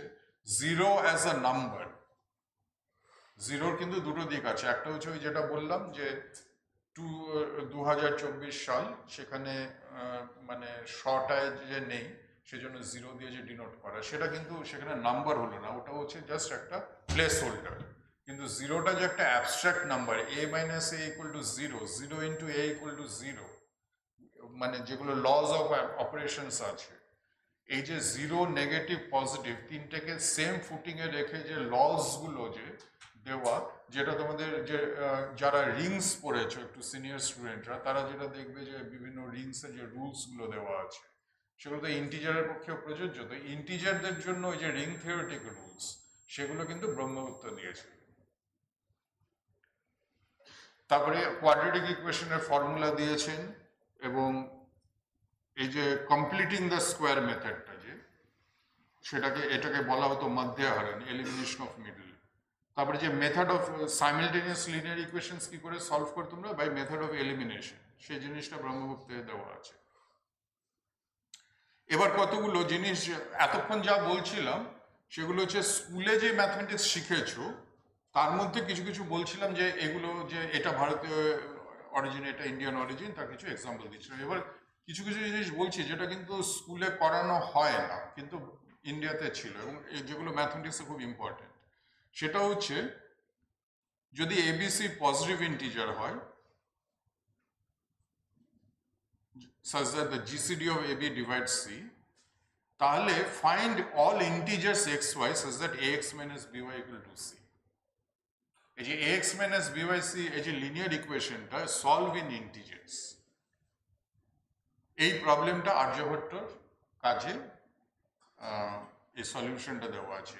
এটার ইকুইভ্যালেন্ট প্রবলেম হচ্ছে রিমাইন্ডার প্রবলেম, সেটা হচ্ছে এভরি পজিটিভ ইন্টিজার মানে ফাইন্ড আর কি, find every positive integer which when divided by b1, মানে তোমার কাছে b1 b2 এগুলো দেওয়া আছে, r1 r2 দেওয়া আছে, simultaneously find x which when divided by b1 leaves remainder r1, when divided by b2 leaves remainder r2, etc. এটাকে Chinese reminder theorem বলে, চাইনিজরা নিশ্চয়ই আবিষ্কার করেছে, কিন্তু এটা কিন্তু ভারতবর্ষে আবিষ্কৃত হয়েছে, আর্যভট্টের কাজে আছে। চায়নাতে এটা কিন্তু পাওয়া যায় আরো পরে, আরো পরে পাওয়া যায় মানে এই নয় যে মানে যখন একটা জিনিস পাওয়া যাচ্ছে that may not be the point of Discovery, কিন্তু দ্য ওল্ডেস্ট টেক্সট যেখানে এই ট্রিটমেন্টটা রয়েছে সেটা কিন্তু আর্যভট্টের। এই যখন নাকি 2020 সময়টা মনে আছে, লকডাউনের সময় ভারত চায়না যে একটা বেশ মারপিট হচ্ছিল, সেই সময় এই হোয়াটসঅ্যাপ তখন তো কোনো কাজ ছিল না, সবাই বাড়িতে আটকা, কাজে হোয়াটসঅ্যাপ করা ছাড়া কাজ ছিল না। তো হোয়াটসঅ্যাপে একটা ধুম পড়লো যে চাইনিজ গুডস এগুলো সব আমাদের বয়কট করতে হবে। আবার অনেকে আছে যারা চায়নার প্রতি খুব ভালোবাসা আছে, তারা তখন একটা তির্যক ম্যাথমেটিক্সে তির্যক মন্তব্য করেছিল যে তাহলে কি আমরা কোনোদিন আর চাইনিজ রিমাইন্ডার থিওরেম ব্যবহার করব না। তো সেটা আমাকে কেউ ফরওয়ার্ড করেছিল, আমি সঙ্গে সঙ্গে উত্তর দিলাম যে কেন করবে না, এটা তো আর্যভট্টের রেজাল্ট, আমাদের রেজাল্ট আমরা কেন ব্যবহার করব না। তো এরকম তো ওরা জানে না, মানে চাইনিজ রিমাইন্ডার চাইনিজই জানে আর কি।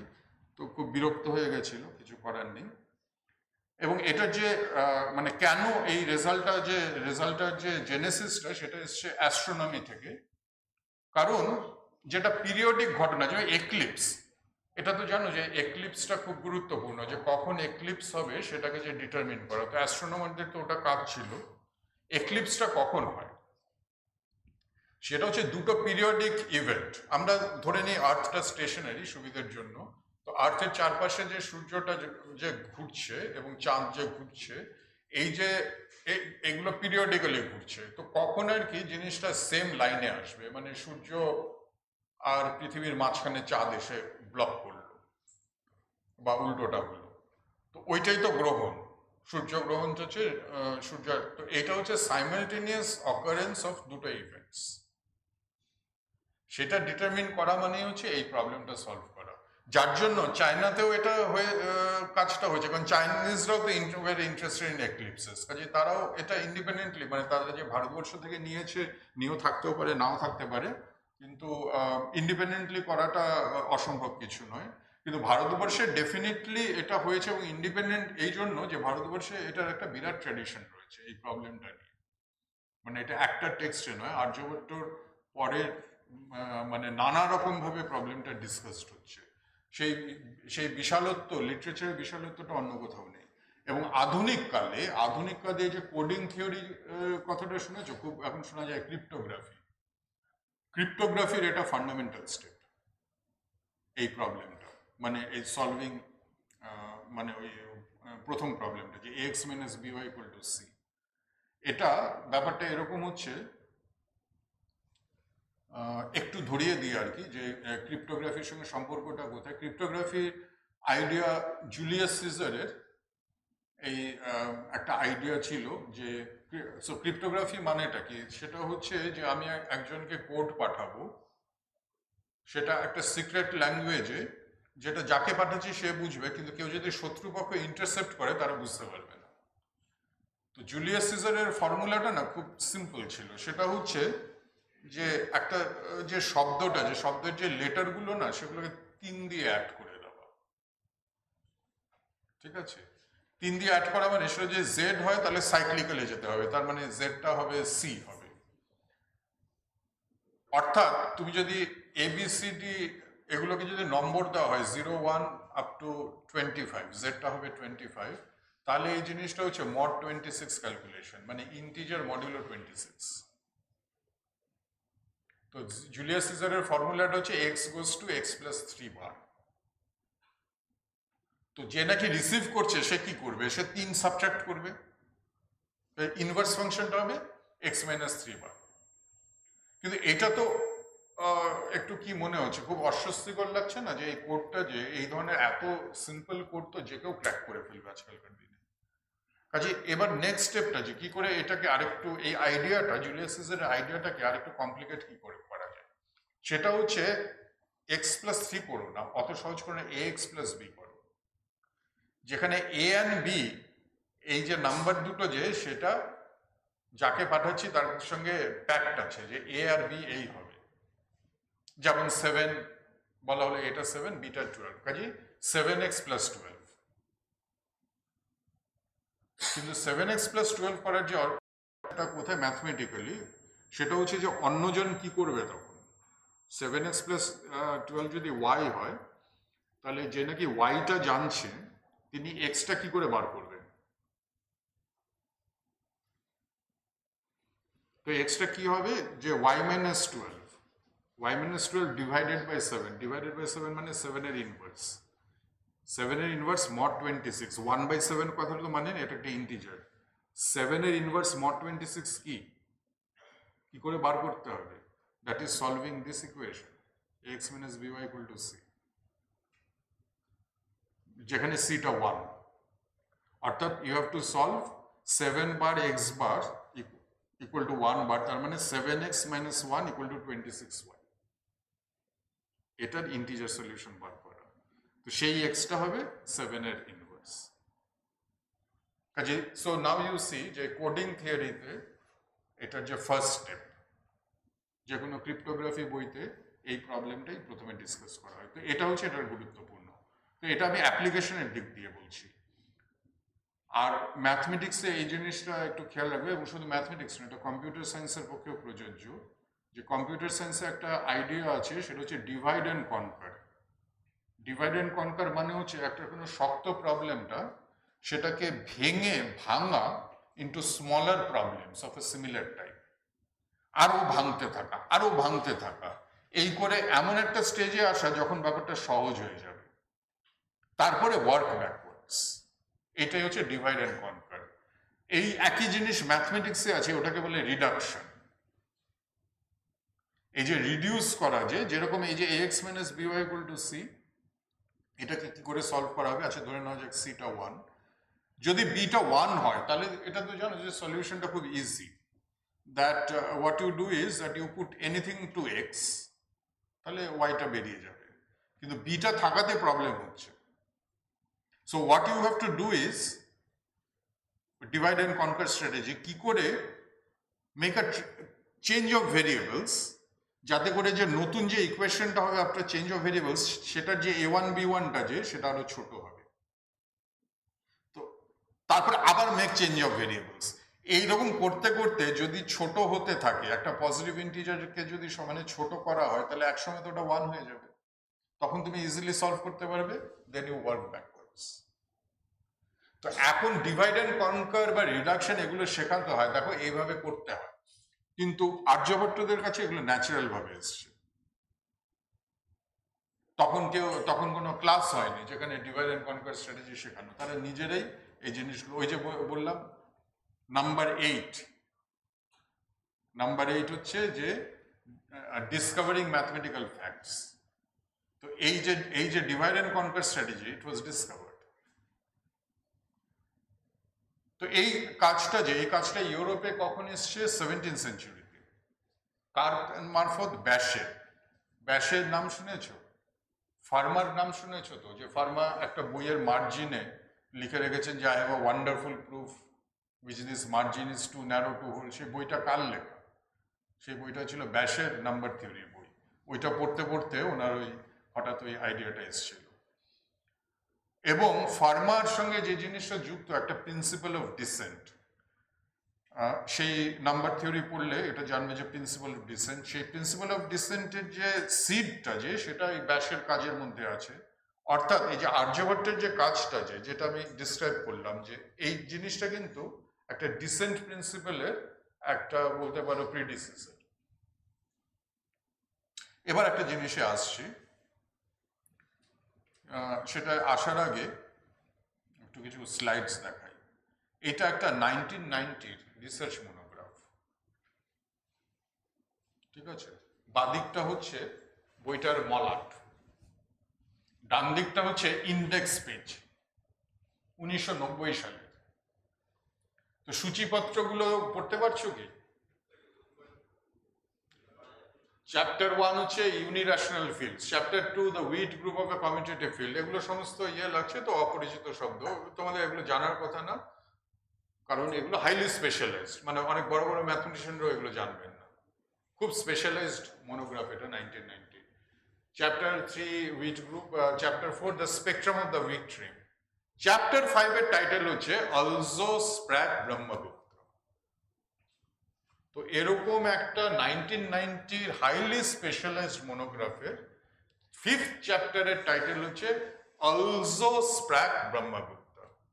এরকম শব্দ শুনেছো কখনো? অলজো স্প্র্যাগ, এটা হচ্ছে নিৎসের বিখ্যাত বই অলজো স্প্র্যাগ জারাথুস্ট্রা, যার ইংরেজি হচ্ছে দ্য স্পেক জারাথুস্ট্রা।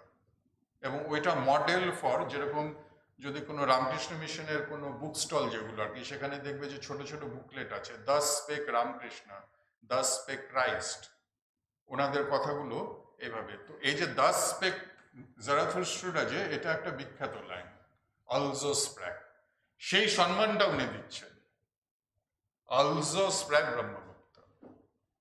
এবং সেই পেজ 54 যাও, 5th চ্যাপ্টার অলজো স্প্র্যাগ ব্রহ্মগুপ্ত, ব্রহ্মগুপ্তের শ্লোকটা এখানে দেওয়া। কেন উনি কোট করছেন ব্রহ্মগুপ্তকে? কারণ এখানে যেটা লেখা ইন 5, মানে বিবলিওগ্রাফির 5 নম্বর, Brahmagupta proves in the slightly different formulation quoted above, সংস্কৃতে যেটা লেখা আছে সেটা হচ্ছে এই রেজাল্টটা। এটা মডার্ন নোটেশনে উনি এক্সপ্রেস করছেন। তো এই যে এটা হচ্ছে লেমা 5.1, তার মানেটা কি? এই যে চ্যাপ্টার 5 এর যে ফাউন্ডেশন, চ্যাপ্টার 5 এর যে ফার্স্ট রেজাল্ট, সেটা হচ্ছে অ্যাকচুয়ালি ব্রহ্মগুপ্তের কাজেই আছে, সেই জন্য ওটার নাম হচ্ছে অলজো স্প্র্যাগ ব্রহ্মগুপ্ত। এবার ফার্স্ট রেজাল্টের পরে হচ্ছে সেকেন্ড রেজাল্ট, থিওরেম 5.2। তো সে থিওরেম 5.2টা যে সেটা করেছেন ফিস্টার। ফিস্টার ব্রহ্মগুপ্তের রেজাল্ট জেনারেলাইজ করেছে। ফিস্টারের নাম তোমরা নিশ্চয়ই শোনোনি। একটু অনুমান করতে পারো যে ফিস্টার কোন সেঞ্চুরির হতে পারে? কারণ ব্রহ্মগুপ্তের টাইমটা হচ্ছে 628 এডি। তিনি হচ্ছে ফার্স্ট রেজাল্ট করেছেন। সেকেন্ড রেজাল্টটা কার হতে পারে? ফিস্টার, যে একটা ওয়াইল্ড গেস, কোন সেঞ্চুরির? নিশ্চয়ই ওরকম হবে আর কি।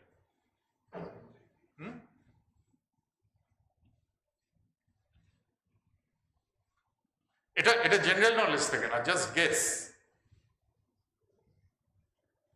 কালকে একটা বক্তৃতা ছিলাম, রবীন্দ্রনাথ এই জিনিসটা খুব ট্রেনিং দিতেন, গেস করার ব্যাপার। যেরকম যে মাপবে না, এটা এই যে এখান থেকে এখানে লেন্থটা কত, এই যে এই রুমটার লেন্থ কত, এটা যে জিনিসটা হচ্ছে আন্দাজে যে বলার অ্যাকুরেটলি, এই যে ট্রেনিংটা, যে এটা একটা ইম্পর্টেন্ট ট্রেনিং যেটা রবীন্দ্রনাথ দিতেন শান্তিনিকেতনে।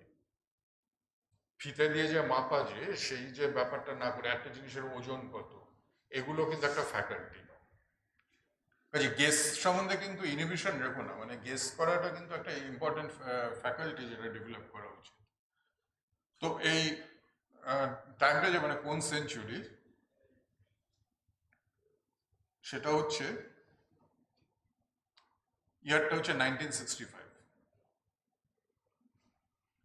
কাজে এই জিনিসটা যে এটা 1965 এর রেজাল্ট, তার আগে হচ্ছে 628। তার মানে এটা দিয়ে আমি বোঝাতে চাইছি ব্রহ্মগুপ্তের কাজের যে কোথায় এটা অবস্থিত। এবং এই একই জিনিস আমি একটু অন্যভাবে দেখাচ্ছি। তোমরা মঞ্জুল ভার্গবের নাম শুনেছো? ইজ এ ফিল্ডস মেডেলিস্ট, মানে first Fields medalist of Indian origin, 2014-তে মানে 2014-এ পেয়েছিলেন। তো তার আগে আরেকটা প্রাইজ পেয়েছিলেন, খুব ওটা প্রেস্টিজিয়াস, ওল্ড প্রাইজ। সেটা এই যে হায়ার কম্পোজিশন লস, সেটার জন্য দেওয়া হয়। তো প্রাইজটার সময় একটা সাইটেশন দেওয়া হয়। তো সাইটেশনের পরে মঞ্জুল ভার্গব যেটা বলতে থাকে সেটা হচ্ছে যে আমি যা কাজ করেছি সেটা কিন্তু অন্যদের কাজের মানে যেটা আইনস্টাইন যেটা বলেছেন যে I stood on the shoulders of giants, Manjul Bhargava ওই কথাটা বলছেন। তো সেখানে একটা লিস্ট দিচ্ছেন যে আমার আগে এনারা কাজ করেছেন, তার জন্যে আমি যা করার করতে পেরেছি। তো সেই লিস্টে কাদের কথা বলছেন? The paper cited about build on ideas that go way back, starting with the mathematical works of Brahmagupta, Gauss, Dirichlet, Einstein and Dedekind, তারপরে আরো রিসেন্ট ম্যাথমেটিশিয়ানস এর কথা। এখানে কিন্তু এটা ভুল করো না আর কি। এবং I gratefully acknowledge my indebtedness to all this ম্যাথমেটিশিয়ানস।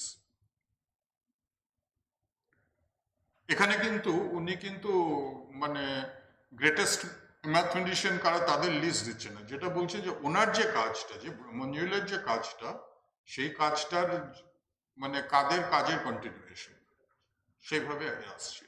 তো এদের যে টাইম পিরিয়ডটা, যে টাইমটা দেখো, ব্রহ্মগুপ্ত হচ্ছে 620, তার পরের নামটা গাউস হচ্ছে 1801, মানে তাদের যেই কাজটার কথা মঞ্জুল ভার্গব অ্যালিউট করছে। ডিরিশলের 1838, আইনস্টাইন 1844। মানে ব্যাপারটা হচ্ছে যে যেগুলো আমি লাল কালি দিয়ে লিখেছি তারা হচ্ছে সবাই 19th সেঞ্চুরির, পরের যে লিস্ট আছে সেটা 20th সেঞ্চুরি। তো কথা হচ্ছে এই যে 19th সেঞ্চুরি ম্যাথমেটিশিয়ানদের লিস্টের মধ্যে ব্রহ্মগুপ্ত 7th সেঞ্চুরি। এটা কিসের জন্য আর কি। এবং রামানুজনের জন্মদিন জানো কবে? 22nd December, national mathematics day. তো এবারে যে 2020 ছিল রামানুজনের ডেথ সেন্টিনারি। সেই 22শে জানুয়ারিতে মঞ্জুল ভার্গব একটা টক দেয় রামানুজন। তখন তাকে যেটা বলা হয়, টকের পর যেরকম প্রশ্নোত্তরের যে আসর হয়, সেখানে জিজ্ঞেস করা হয়েছিল যে এরকম কাজ আর কি রামানুজনের মতো এরকম ম্যাজিক্যাল ওয়ার্ক আর কার মধ্যে উনি দেখেছেন, একটা ম্যাজিক এলিমেন্ট। তখন উনি বলেছেন যে ওনার যে গাইড যে অ্যান্ড্রু ওয়াইলস, যিনি ফার্মাস লাস থিওরেমটা ফাইনালি সলভ করলেন, এবং আরো দুজনের ম্যাথমেটিশিয়ানের কথা বলেছেন, কনওয়ে এবং ব্যারি মেজু। তা বললেন যে আমি যদি আরো পিছিয়ে যাই তাহলে আমি বলবো গাউস, আরো যদি পিছিয়ে যাই তাহলে বলবো ব্রহ্মগুপ্ত। এবং তারপরে যে এক্সপ্রেশনটা ইউজ করেছিল ইংরেজিতে, যে what he did in 600 AD just blows your mind, blows your mind, এই কথাটা বলেছে। আচ্ছা, এবার এই যে ম্যাথমেটিক্সে এই এখন যে জিনিসটা যে টার্নটা নিচ্ছে, যে স্কুলে একরকম ভাবে অঙ্ক ছিল যেটা হচ্ছে ক্লাসিক্যাল অ্যালজেব্রা, অর্থাৎ পলিনোমিয়াল নিয়ে যে হ্যান্ডেল করা, সেটাই মেইন থিং। এখন যে জিনিসটা দেখবে যে abstract study, groups, Rings, fields, এগুলো যে আর কি অ্যাবস্ট্রাক্ট অ্যালজেব্রা।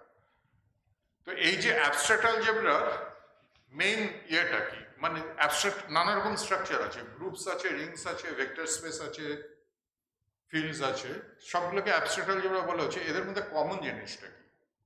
কমন জিনিসটা হচ্ছে সবগুলো জিনিস যেটা ইনভলভ করছে প্রিন্সিপাল অফ কম্পোজিশন। গ্রুপে একটা কম্পোজিশন ল, রিংয়ে দুটো কম্পোজিশন। এটাই হচ্ছে কুইন্টেসেন্স অফ অ্যাবস্ট্রাক্ট অ্যালজেব্রা। যেটা অ্যামেজিং যে ব্রহ্মগুপ্তকে সম্বন্ধে এতদিন যেটা বললাম যে he gave the foundation of algebra, সেটা কোন অ্যালজেব্রা? স্কুলের অ্যালজেব্রা, যে ক্লাসিক্যাল অ্যালজেব্রা, যে তার ফাউন্ডেশনটা দিয়েছে। কিন্তু সেই পার্সন আবার এই যে কলেজে যে অ্যালজেব্রাটা করছো তার যে মূল জায়গাটা, যে কম্পোজিশন প্রিন্সিপাল, সেই কম্পোজিশন প্রিন্সিপালটা যে সেই জিনিসটা তার কাজের মধ্যে এসছে। কি করেছে? সেটা হচ্ছে এই ইকুয়েশনটা সলভ করতে গেছেন, nx² + 1 = y², nx² + 1 = y², এটা সলভ করতে হবে ইন x and y, যেখানে nটা নো। That's a very difficult problem. তখন উনি যেটা করলেন কি, যে এই nx², 1টাকে জেনারেলাইজ করলেন to z, nx² + z = y², 3 variable. Look at তার যে সলিউশনস গুলো, লুক অ্যাট অল সলিউশনস, তার মধ্যে he gives a binary operation. x1 y1 z1 আর x2 y2 z2 যদি সলিউশন হয়, তাহলে composite to get third solution x1 y2 + x2 y1 nx1 x2 + y1 y2 z1 z2। অর্থাৎ যদি nx1² + z1 = y1² হয়, আর nx2² + z 2 equal to y2 square হয়, তাহলে you will have nx3 square plus z3 equal to y3 square, where this is x3, this is y3, this is z3. কিন্তু সবচেয়ে বড় কথাটা হচ্ছে প্রিন্সিপাল অফ কম্পোজিশন, যেটা আধুনিক ম্যাথমেটিক্সের একদম পিলার, সেই প্রিন্সিপাল অফ ম্যাথমেটিক্সের যে প্রিন্সিপালটা, সেই প্রিন্সিপালটা he arrived in 7th century, যার জন্য মঞ্জুলের যে কথাটা, ইট ব্লোজ ইয়োর মাইন্ড। কাজে আমাদের ওই যে শুধু শূন্য আবিষ্কার নয়, এই যে ব্লো ইয়োর মাইন্ড, যে এই যে অ্যাবস্ট্রাক্ট কলেজের যে অ্যাবস্ট্রাক্ট অ্যালজেব্রা, এবং সেখানেও যেটা আমি বলবো যে তোমরা বিএসসিতে কি শিখবে যদি না শিখে থাকো, groups, Rings, readymade abstract structure তোমাদের দেওয়া হচ্ছে, রেডিমেড। আরেকটু যখন ওপরে উঠবে এমএসসিতে, তখন তোমাদের শেখানো হবে যে খুব ইউজফুল জিনিস, যেমন পলিনোমিয়াল একটা ইউজফুল জিনিস, পলিনোমিয়ালের সঙ্গে একটা গ্রুপ অ্যাসোসিয়েট করা, এগুলো এমএসসিতে শেখানো হবে। অথবা হোমোলজি গ্রুপ, একটা টোপোলজিক্যাল স্পেসের সঙ্গে হোমোলজি গ্রুপ, হোমোটপি গ্রুপ, এগুলো শেখানো হবে, সেটা এমএসসিতে। আরও যদি ওপরে ওঠো রিসার্চে, সেই রিসার্চ যে কোনো রিসার্চ নয়, যদি একটু অ্যালজেব্রা নাম্বার থিওরি ঘেঁষা রিসার্চে যাও, তখন শেখানো হয়, তখন জিনিসগুলো করতে হয় যে একটা কোনো জিনিসের মধ্যে বাইনারি কম্পোজিশন ইম্পোজ করা। বিএসসিতে তোমরা রেডিমেড জিনিস পাও, আর অন্য জিনিস হচ্ছে যেরকম একটা খুব এখন ফ্যাশনেবল টার্ম হচ্ছে ইলিপ্টিক কার্ভ। এই ফার্মাস ক্লাস থিওরেমের কথা বললাম, সেটা সলভ করতে ইলিপ্টিক কার্ভ লেগেছিল। সেই ইলিপ্টিক কার্ভ স্টাডি করতে গেলে পর যেটা হয়, একটা গ্রুপ ল আছে, মানে দুটো পয়েন্টকে অ্যাড করে আরেকটা পয়েন্ট পাওয়া, সেটার মেথড আছে কি করে পেতে হয়। তো এটা হচ্ছে কি বাইনারি কম্পোজিশন কনস্ট্রাক্ট করা হচ্ছে, it is not given to me. তেমনি এখানে যেটা হচ্ছে, এই যে সলিউশন স্পেসে he is constructing binary composition. কাজে এটা কোন লেভেল অফ অ্যাবস্ট্রাকশন? এটা কিন্তু 3rd লেভেলের, মানে তোমাদের যে বিএসসির অ্যাবস্ট্রাকশন তার চেয়ে একটু ওপরে এমএসসি, তারও ওপরে বিএসসি এমএসসি বাইপাস করে আমাদের এখন যে রিসার্চে যেভাবে নাকি অ্যাবস্ট্রাকশন করা হয় আর কি, সেই জিনিসটা ব্রহ্মগুপ্ত করেছে।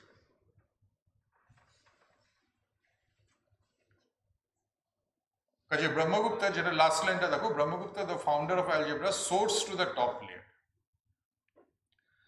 তারপরে যে এবার অরিজিনাল প্রবলেমটা চলে আসছি, সেটা হচ্ছে এই প্রবলেমটা solve nx square plus 1 equal to y square.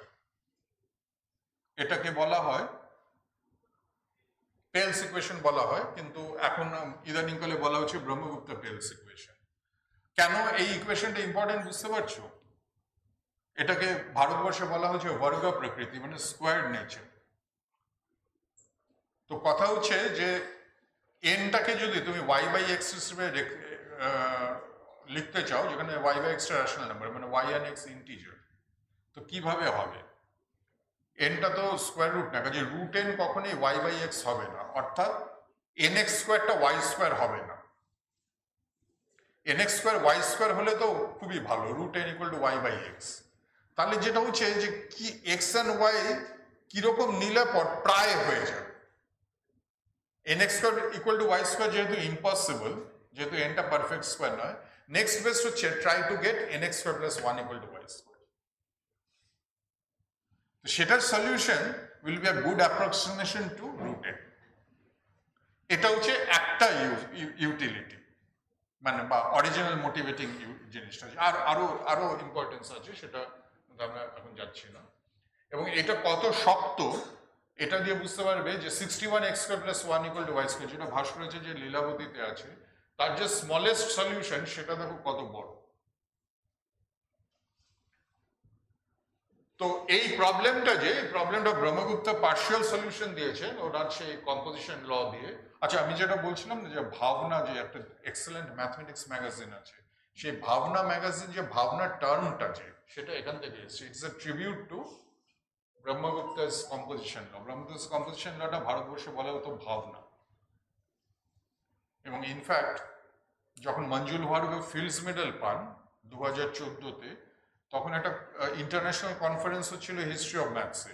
তখন তড়িঘড়ি একটা স্পেশাল টক অ্যারেঞ্জ করা হয়েছিল এবং আমাকে বলা হয়েছিল দিতে।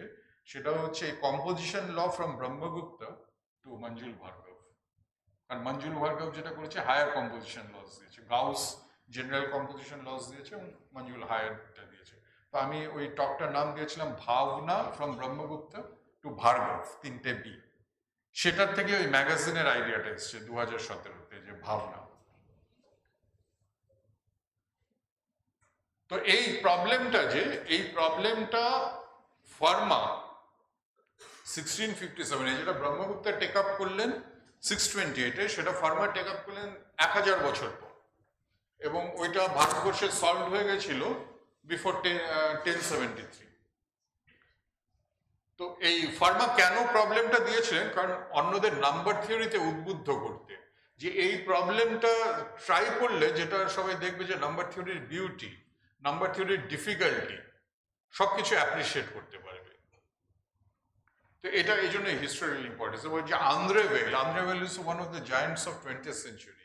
তিনি বলছেন, what would have been Fermat's astonishment if some missionary just back from India had told him that his problem had been successfully tackled there by native mathematicians almost 6 centuries early. আচ্ছা, এবারে একটু অন্য ব্যাপারে খুব তাড়াতাড়ি একটু রোল করি। একটা হচ্ছে trigonometry, sine and cosine function, এগুলো ইন্ডিয়ান অরিজিন, ঠিক আছে? এবং টার্মিনোলজির মধ্যেই লুকিয়ে আছে। এই যে এই যে সাইনটা, যে সেটা ইন্ডিয়াতে বলা হতো জ্যা বা জীব, সেটা অ্যারাবে যেটা হয়েছে, অ্যারাবে ওটা হয়ে গেল জীব। তো অ্যারাবে আর একটা শব্দ আছে জাইব বলে, যার মানে হচ্ছে হার্ট, বুজুম, এই সমস্ত। তো যেটা হচ্ছে যে ল্যাটিনরা ওই দুটো কনফিউজ করে ফেলে, যার জন্য যেটা হচ্ছে ওই যে হার্টের যে ল্যাটিন ওয়ার্ডটা যে সাইনাস, সেই সাইনাস ওয়ার্ডটা অ্যাট্রিবিউট করে টু দ্য সাইন ফাংশন, এবং পরে ইংলিশে সেই সাইনাসটা সাইন হয়ে যায়। কাজে এই যে ট্রান্সমিশনের হিস্ট্রিটা এটিমোলজিতে লুকিয়ে আছে। তারপরে যে এগুলো তো করেছো ট্রিগোনোমেট্রিতে, যে কম্পোজিশন রুলগুলো, সাইন এ প্লাস বির যে ফর্মুলা, সাইন এ কস বি প্লাস কস এ সাইন বি ইত্যাদি, সাইন এ প্লাস মাইনাস বি, কস এ প্লাস মাইনাস বি, এইসব ফর্মুলাগুলো ভাস্করাচার্যে দেওয়া আছে। এবং সবচেয়ে বড় কথা হচ্ছে ট্রিগোনোমেট্রির যে একটা অ্যালজেব্রিক ক্যারেক্টারটা, সেটা এই ভারতবর্ষে দিয়েছেন। সাইন টেবিল জিনিসটা, যে অ্যাকুরেট সাইন টেবিল রয়েছে, এবং সেই উপলক্ষে যেটা হচ্ছে যে সাইন টেবিলটা তো কয়েকটা ভ্যালু দেওয়া আছে, কিন্তু তার মাঝখানের ভ্যালুটা কি করে বার করবে, তার জন্য যেটা দরকার ইন্টারপোলেশন ফর্মুলা। সেই ইন্টারপোলেশন ফর্মুলা যে ব্রহ্মগুপ্তের ইন্টারপোলেশন ফর্মুলাটা, যেটা Newton Stirling formula for second order, D sine theta equal to cos theta D theta, এইসব রেজাল্টসগুলো দেওয়া আছে। এবং পাই জিনিসটা, যে ratio of circumference to diameter of the circle, তার দুর্দান্ত সব অ্যাপ্রক্সিমেশন রয়েছে, যেরকম আর্যভট্টের অ্যাপ্রক্সিমেশন 3.1416। আর লাস্টে একটা জিনিস বলি, ক্যালকুলাস, মাধবাচার্যের ক্যালকুলাস বা অ্যানালিসিস, যে first to give exact formula for pi as an infinite series. Pi is 4 into এই ইউনিট ফ্র্যাকশনের সাম, 1 minus 1/3 plus 1/5 minus 1/6। এটা কিন্তু এতক্ষণ কি বলছিলাম, অ্যাপ্রক্সিমেট ভ্যালু, কিন্তু এক্সাক্ট ফর্মুলা যে in terms of an infinite series, এটা মাধবাচার্য দিয়েছে।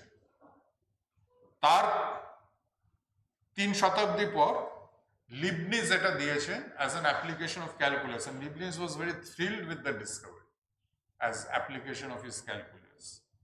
আচ্ছা, এই সিরিজটা কিন্তু খুব স্লোলি কনভার্জ করবে, কাজে পাইয়ের ভ্যালু যদি এই সিরিজ দিয়ে বের করতে হয়, সেটা কিন্তু মানে প্র্যাকটিকেবল নয়। সেজন্য ওনারা যেটা করেছেন, যে এটাকে কাট অফ করা, যে কাট অফ করে তার যে টেইলটার জন্য একটা ইয়ে দিয়ে দেওয়া। তো π/4 এর যেটা বলছে 1 minus 1/3 প্লাস করে 1/n এ যদি কার্টেল করে দেওয়া হয়, তাহলে টেইলটার একটা এই এস্টিমেটটা দেওয়া হচ্ছে, রেশনাল এস্টিমেট, তাতে করে পাইয়ের ভ্যালু পাওয়া যাবে, অ্যাকুরেট ভ্যালু। তারপরে যে সাইন এক্স এর যে ইনফিনিট সিরিজ, কস এক্স এর ইনফিনিট সিরিজ, যেগুলো নিউটনের সিরিজ, এগুলো তার নিউটনের 300 বছর আগে মাধবাচার্য দিয়ে গেছে। ট্যান ইনভার্স কোনটা?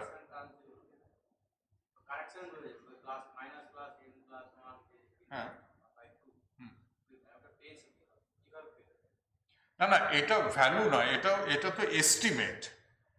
মানে ওই যে এক্সপ্রেশনটা যে ওটার সঙ্গে ওটা এই জন্য π/4 কিন্তু অ্যাপ্রক্সিমেট ভাবে দেওয়া। 1674 দেখা যাচ্ছে y সমান 4 into d। কোনটা? 16 লেখি যে 1674 হুম, ওখানে দেখতে পাচ্ছি যে y equals to 4 into d that একটা এক্সপ্রেশন। হ্যাঁ। বাট নিচে লেখা কারেকশন টার্ম তো যখন দেখা যাচ্ছে না না না, জিনিসটা হচ্ছে যে প্রথমটা হচ্ছে ইনফিনিট সিরিজ, দ্বিতীয়টা তো ফাইনাইট এক্সপ্রেশন। ইনফিনিট সিরিজটার যে একটা ফাইনাইট অ্যাপ্রক্সিমেশন, সেটা হচ্ছে 1 মাইনাস করে আপ টু 1/n গিয়ে, আপ টু 1 গিয়ে তো তারপরে আরেকটা ইনফিনিট টেইল আছে, সেই ইনফিনিট টেইলটাকে একটা র্যাশনাল এক্সপ্রেশন দেওয়া হলো। একটা অ্যাপ্রক্সিমেট ভ্যালু ধরে নিই। অ্যাপ্রক্সিমেট ভ্যালু না, মানে একটা এক্সপ্রেশন, র্যাশনাল এক্সপ্রেশন, যেটা ওটার কাজটা করবে, ওই যে টেইলটা যে টেইলের কাজটা করবে। এটা অ্যানালিসিসের মধ্যে পড়বে ব্যাপারটা। তারপরে ট্যান ইনভার্সের এক্সপানশন দেওয়া আছে এখানে। আমাদের যে ইউজুয়াল ক্যালকুলাসের কি কি আইডিয়াস গুলো আছে, integration as limit of a summation, expansion and term by term integration, awareness of convergent, ওটা বলে দিয়েছে যে সিরিজটা যেমন ট্যান থিটাটা যে সেটা লেস দ্যান 1 হতে হবে, সেই জিনিসটা পরিষ্কারভাবে বলা আছে। তারপরে এই ধরনের লিমিট ক্যালকুলেশন, এগুলো সমস্ত এই কাজে পাওয়া যায়। আচ্ছা, এই 11টা হচ্ছে মেইন জিনিস আর কি, বিরাট গুলো। কিন্তু এখানে কিছু জিনিস বাদ পড়ে গেল, তার মধ্যে কতগুলো জিনিস না বললেই নয়। পিঙ্গলাচার্যের divide and conquer strategy for quick competition of 2 to the power n, সেটা সময়ের অভাবে বলছি না যে সেটা কিভাবে করেছেন। আরেকটা হচ্ছে পিঙ্গলাচার্যের এই যে ছন্দ জিনিসটা, যে সেটাকে নাম্বার দিয়ে যে কোড করা এবং ডিকোড করা, সেটার যে ফর্মুলা উনি দিয়েছেন, that is equivalent to binary number. জানো তো মডার্ন কম্পিউটার, যে কম্পিউটারে কি ইউজড হয়, ডেসিমাল সিস্টেম ইউজড হয় না, সেটা বাইনারি সিস্টেম, জাস্ট দুটো সিম্বল দিয়ে 0 and 1। তো একটা নাম্বারের যে বাইনারি রিপ্রেজেন্টেশন যদি থাকে, তার সেটাকে how to convert to decimal, but যদি ডেসিমাল থাকে how to convert to binary, তার তো ফর্মুলা আছে। পিঙ্গলের যে কোডিং অ্যান্ড ডিকোডিং, যে this is just equivalent to আমাদের মডার্ন যে বাইনারি থেকে ডেসিমাল এবং ডেসিমাল থেকে বাইনারি কনভার্ট করা। তারপরে যেটা হচ্ছে প্যাসকেলস ট্রায়াঙ্গেল, জানো? মানে এই যে এনসিআর কি করে ক্যালকুলেট করতে হয়, তার একটা ডায়াগ্রামেটিক রিপ্রেজেন্টেশন আছে, যাকে প্যাসকেলস ট্রায়াঙ্গেল বলে। সেই জিনিসটা আমাদের পিঙ্গলাচার্যে রয়েছে, যেটা 300 BC, প্যাসকেল হচ্ছে 1654 AD। এনসিআর এর যে ফর্মুলাটা, এনসিআর এর ফর্মুলা ইউরোপে কে দিয়েছেন? এই যে n into n-1 into ... n-r+1 divided by r factor, সেই ফর্মুলাটা দিয়েছে হেরিগন 1634। কিন্তু শ্রীধরাচার্য তার প্রায় 1000 বছর আগে এই ফর্মুলা দিয়েছে। আচ্ছা, আমি এখানে প্রথমে ওই ম্যাথমেটিক্স বিল্ডিং এ গেছিলাম, সেখানে যে জিনিসটা দেওয়া আছে শ্রীধরাচার্যের টাইমটা, সেটা 10th সেঞ্চুরি দেওয়া আছে, সেটা কিন্তু কারেক্ট নয়। কারেক্ট নয় মানে ভুলটা যেটা হয়েছে এটা হিস্টোরিক্যাল ভুল। কিছু হিস্টোরিয়ানস অফ ম্যাথমেটিশিয়ানস তারা শ্রীধরাচার্যের টাইমটাকে 10th সেঞ্চুরি বলেছেন। সত্যি 10th সেঞ্চুরিতে একজন শ্রীধরাচার্য ছিলেন, but that is not the mathematician Sridharacharya. দুটো নাম কনফিউজড হয়ে গেছিল। কাজে ওইখানে যে শ্রীধরাচার্যের কথা বলা আছে, সেটা কিন্তু ওই যে শ্রীধরাচার্যের ফর্মুলা, যে সেই শ্রীধরাচার্য কিন্তু 8th সেঞ্চুরি, সেটা পরে এস্টাবলিশ হয়েছে। মানে ওই ভুলটা কিন্তু এখানে কেউ করেনি, ওই ভুলটা হিস্টোরিয়ানস অফ ম্যাথমেটিশিয়ানসরাই মিসজাজ করেছিল। কিন্তু এখন ইট হ্যাজ বিন কারেক্টেড। মানে বিভূতিভূষণ দত্ত অনেকদিন আগেই 750 বলেছিলেন, কিন্তু সেটা পরে 850-তে মানে 900-এ চলে যায়। ফিবোনাচি সিকোয়েন্স শুনেছো? ফিবোনাচি হচ্ছে 1200, কিন্তু 600-এ ভিরাহাঙ্কা নাম্বারটা দেওয়া আছে। এবং কনটেক্সটটা কি? কনটেক্সটটা ইন্টারেস্টিং, একটুখানি বলে নিই, কারণ এটাই লাস্ট পেজ। মানে ইন্ডিয়াতে ফিবোনাচি সিকোয়েন্সটা কিভাবে এসছে, মানে এই vn = vn-1 + vn-2, এটা হচ্ছে সংস্কৃতে দুরকম মাত্রা আছে, লঘু আর গুরু। লঘুটা হচ্ছে শর্ট, গুরুটা হচ্ছে লং। তো লঘুকে 1 বলো আর গুরুকে 2 বলো। এবার কথাটা হচ্ছে যে এগুলোকে বলে মাত্রা। তো একটা মাত্রা অফ লেন্থ এন, সেটা নানাভাবে হতে পারে। তো যেরকম একটা মাত্রা অফ লেন্থ 4, সেটা হতে পারে 4টেই লঘু হতে পারে, কিংবা 2টো গুরু, অথবা 2টো লঘু, একটা গুরু, এভাবে 4 হতে পারে। তো এন কতভাবে হতে পারে সেটাকে বলা যাক ভিএন, আফটার বিরাম। তো এন কতভাবে হতে পারে সেখানে এটা কিভাবে আসছে যে এন এর যে মানে মাত্রাটা, যে লাস্টটা কি লঘু না গুরু, দুটোই হতে পারে। তো কেস 1 কেস 2 করা যাক। যদি লাস্টটা লঘু হয় তাহলে লাস্টটা কন্ট্রিবিউট করছে 1, তার মানে আগের গুলো সাম করে যেটা হচ্ছে n-1। কাজে 1 হলে পর একটা হতে পারে vn-1 ভাবে, কারণ আগের গুলোর মাত্রার লেন্থটা হচ্ছে n-1। কিন্তু কেস 2 হচ্ছে যে লাস্টটা হচ্ছে গুরু মানে সেটা 2 দিয়ে দিচ্ছে, তার মানে আগের গুলো অ্যাড করলে n-2 হবে। সেটা কত রকম ভাবে হতে পারে? vn-2 ভাবে। কাজে vn plus vn-2। কিরকম সুন্দরভাবে ছন্দশাস্ত্রর যে বিশ্লেষণ থেকে জিনিসটা বেরিয়ে এসেছিল ভারতবর্ষে। তারপরে এই এরিথমেটিক প্রোগ্রেশন, জিওমেট্রিক প্রোগ্রেশনের অনেক ফর্মুলা, সব ফর্মুলাগুলো যেগুলো তোমরা জানো এবং জানো না, সব অনেক কিছু আছে। বকশালি ম্যানুস্ক্রিপ্টে একটা দারুণ ফর্মুলা আছে ফর স্কোয়ার রুট। আর দ্বিতীয় কথা হচ্ছে ব্রহ্মগুপ্ত, ভাস্করাচার্য, এরা ইনফিনিটির যে সেটাকে ম্যাথমেটিক্সে একটা কনসেপ্ট হিসেবে যে ইন্ট্রোডিউস করা, সেটা ওরা করেছেন।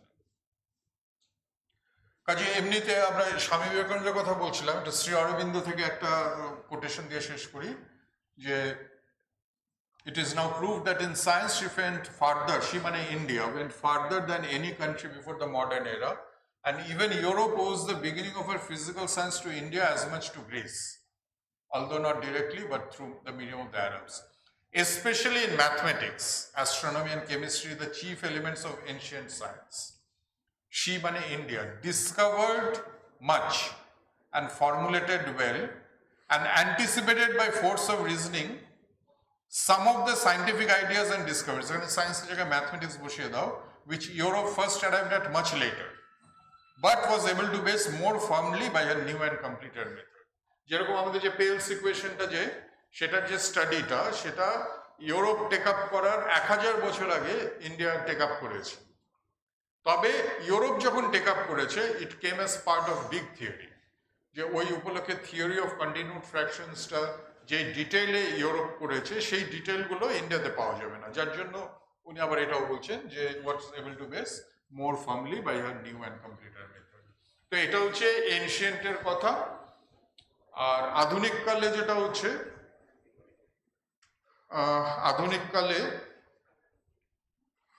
আমাদের যে সর্বশ্রেষ্ঠ ম্যাথমেটিশিয়ান, তিনি তো রামানুজন।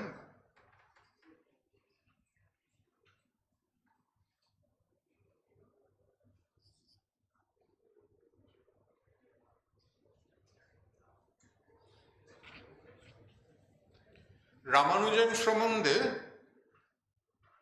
একটা কথা, আমি একটা রেডিওতে একটা ইন্টারভিউতে এই জিনিসগুলো খুব বলেছিলাম, ওটা 10 মিনিটের ইন্টারভিউতে।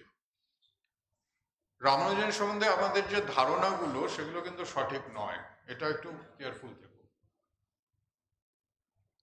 কারণ রামানুজন সম্বন্ধে আমাদের ধারণাগুলো শেপড হয়েছে হার্ডি রামানুজন সম্বন্ধে কি বলেছেন সেটার উপর।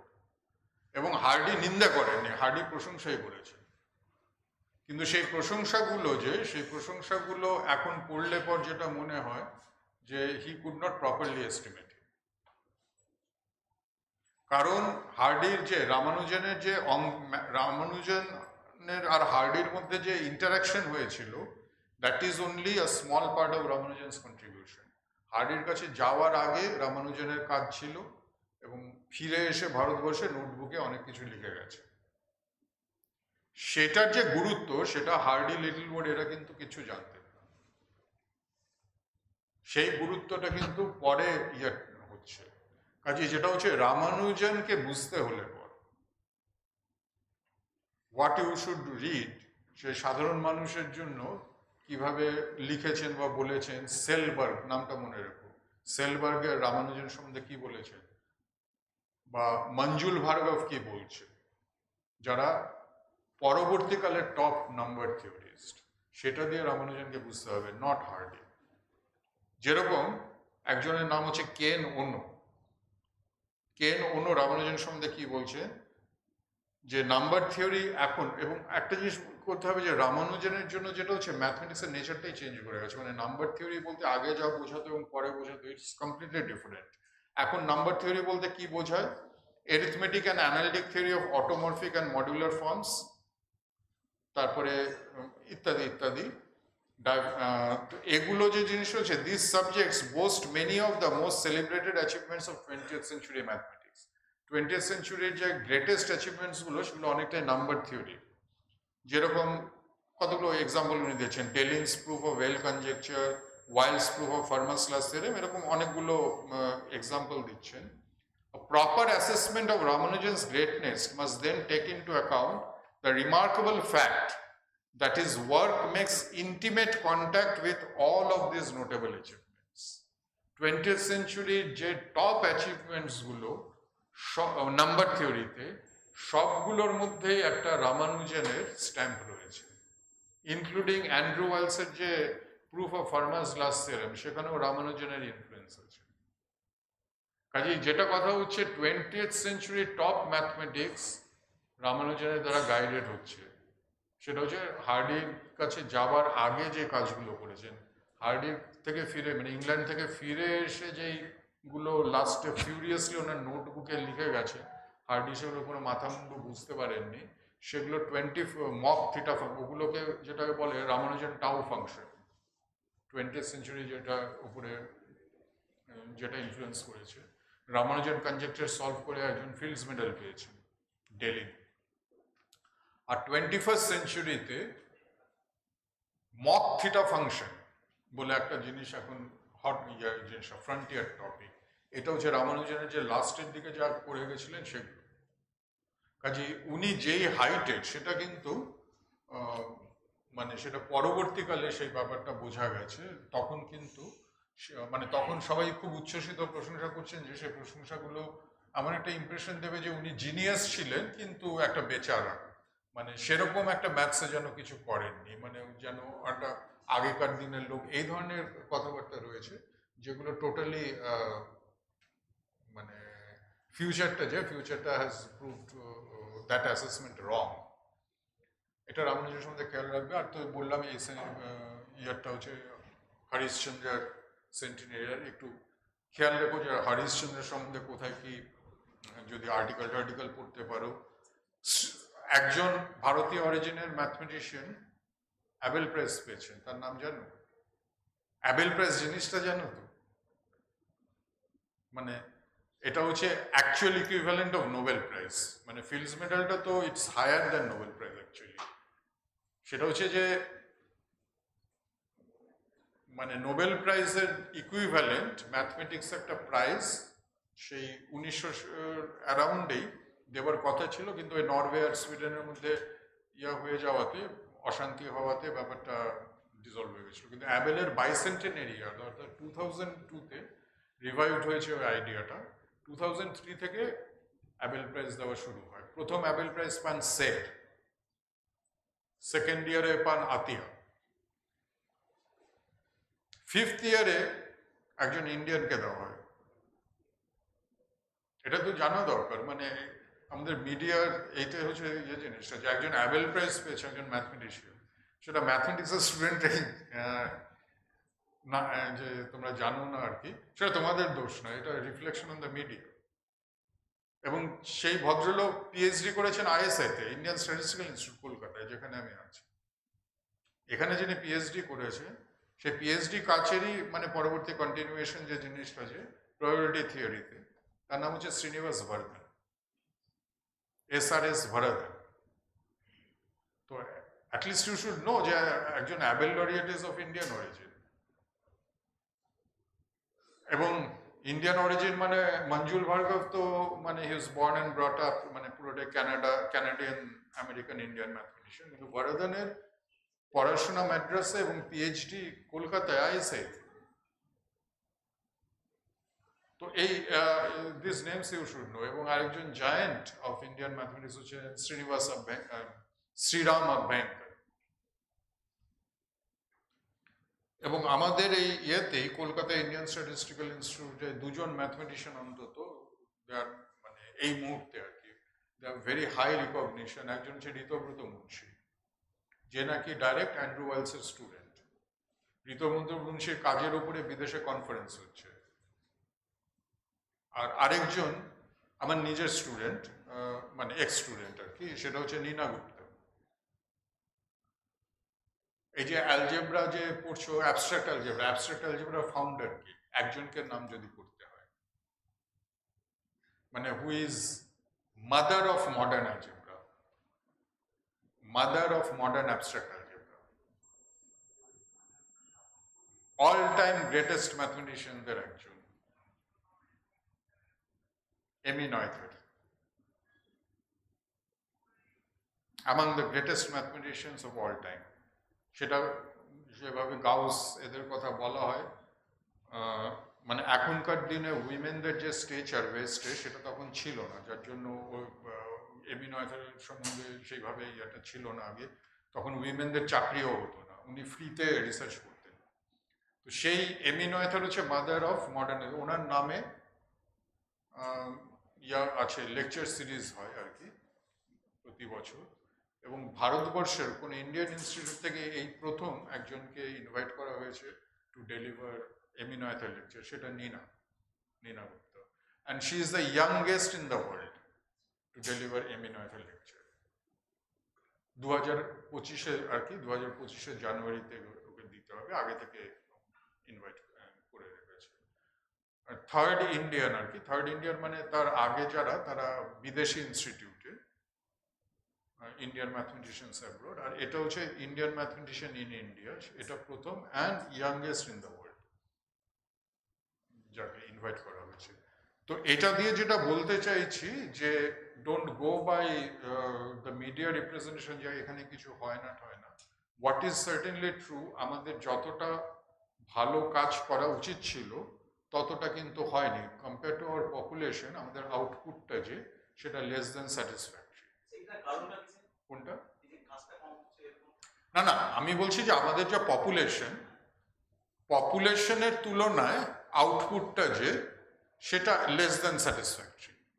ওকে, কিন্তু এইটা বলার মানে এই কথাটা আর কি কারেক্ট, কিন্তু এতে করে যে মুশকিলটা হচ্ছে কি, যারা কন্ট্রিবিউট করছে তাদের সম্বন্ধে, যারা টপ কন্ট্রিবিউট করছে তাদের সম্বন্ধে যে ধারণাটা হয়ে যায় এখানে তো কাজ হয় না, তো ও এখানে কাজ করছে তার মানে কাজটা কিছু ইয়ে নয়। তো যেরকম আমি বলছি আর কি, ঋতব্রত আর নীনা যে কথা যে বললাম আর কি, they are contributing at a top level. কিন্তু কথা হচ্ছে যে কলকাতায় ওই লেভেলে আমি কিন্তু দুটো নামই বলতে পারছি। হ্যাঁ, আরেকটু বেশি বলা উচিত ছিল, বা ভারতবর্ষ থেকে কটা নাম বলা যেতে পারে, সেই নাম্বারটা যে এদের লেভেলে কাজ করছে, সেই যে নাম্বারটা খুব খারাপ নয়, কিন্তু যেখানে আমরা একদিন we were the world leaders in mathematics, সেই মানে সেটার সঙ্গে প্রপোর্শনেট নয়, মানে এনশিয়েন্টের যে অ্যাচিভমেন্টসটা সেটার সঙ্গে প্রপোর্শনেট নয় এই নাম্বার, মানে যারা আর কি টপ কাজ করছে, আউটস্ট্যান্ডিং কাজ করছে সেই নাম্বারটা। কিন্তু আউটস্ট্যান্ডিং কাজ কিন্তু হচ্ছে, ভেরি গুড কাজও হচ্ছে, গুড ওয়ার্ক হচ্ছে, মানে সব লেভেলেই কাজ হচ্ছে, আরো বেশি হলে ভালো হতো। তো সেটা কারণটা তো অবভিয়াস, মানে পরে স্টার্ট হয়েছে এবং যেটা হচ্ছে সেন্টার অফ এক্সেলেন্স তৈরি হয়েছে আর কি। সেই সেন্টার অফ এক্সেলেন্সগুলো লিমিটেড, মানে যেরকম একসময় টিআইএফআরটাই অনলি সেন্টার অফ এক্সেলেন্স ছিল ইন ম্যাথমেটিক্স, এবং ISI just in its own research areas আর কি। সেটা আস্তে আস্তে একটু বাড়ছে, মানে এই যে প্লেসেস অফ ইয়ার জিনিসটা, যে মানে নালন্দা টাক্সিলার মতো যে জায়গা জিনিসটা, যেটা আমেরিকাতে প্রচুর আছে, সেটা ভারতবর্ষে তো ছিলই না ইন্ডিপেন্ডেন্সের আগে। ইন্ডিপেন্ডেন্সের আগে একটু একটু করে হচ্ছে, মানে জিনিসটা হচ্ছে যে ইকোনমিক যে কন্ডিশনটা সেটা ইন্ডিপেন্ডেন্সের সময় খুবই ছিল, দুর্বল ছিল। কাজে জিনিসটা হচ্ছে যে একসঙ্গে তো মানে 100টা টিএফআর বানানো সম্ভব ছিল না, সো কাজে নাম্বারটা তো লিমিটেড হবে। একটা সিলি কোশ্চেন, আমি আমাদের ছাত্রদের মধ্যে দেখেছি আর কি, অনেকেই ধরুন ধরুন আইআইসিতে গেল যে মাস্টার ডিগ্রি করতে, তারপর আমরা খবর পেলাম যে স্যার আমরা বাইরে চলে যাচ্ছি।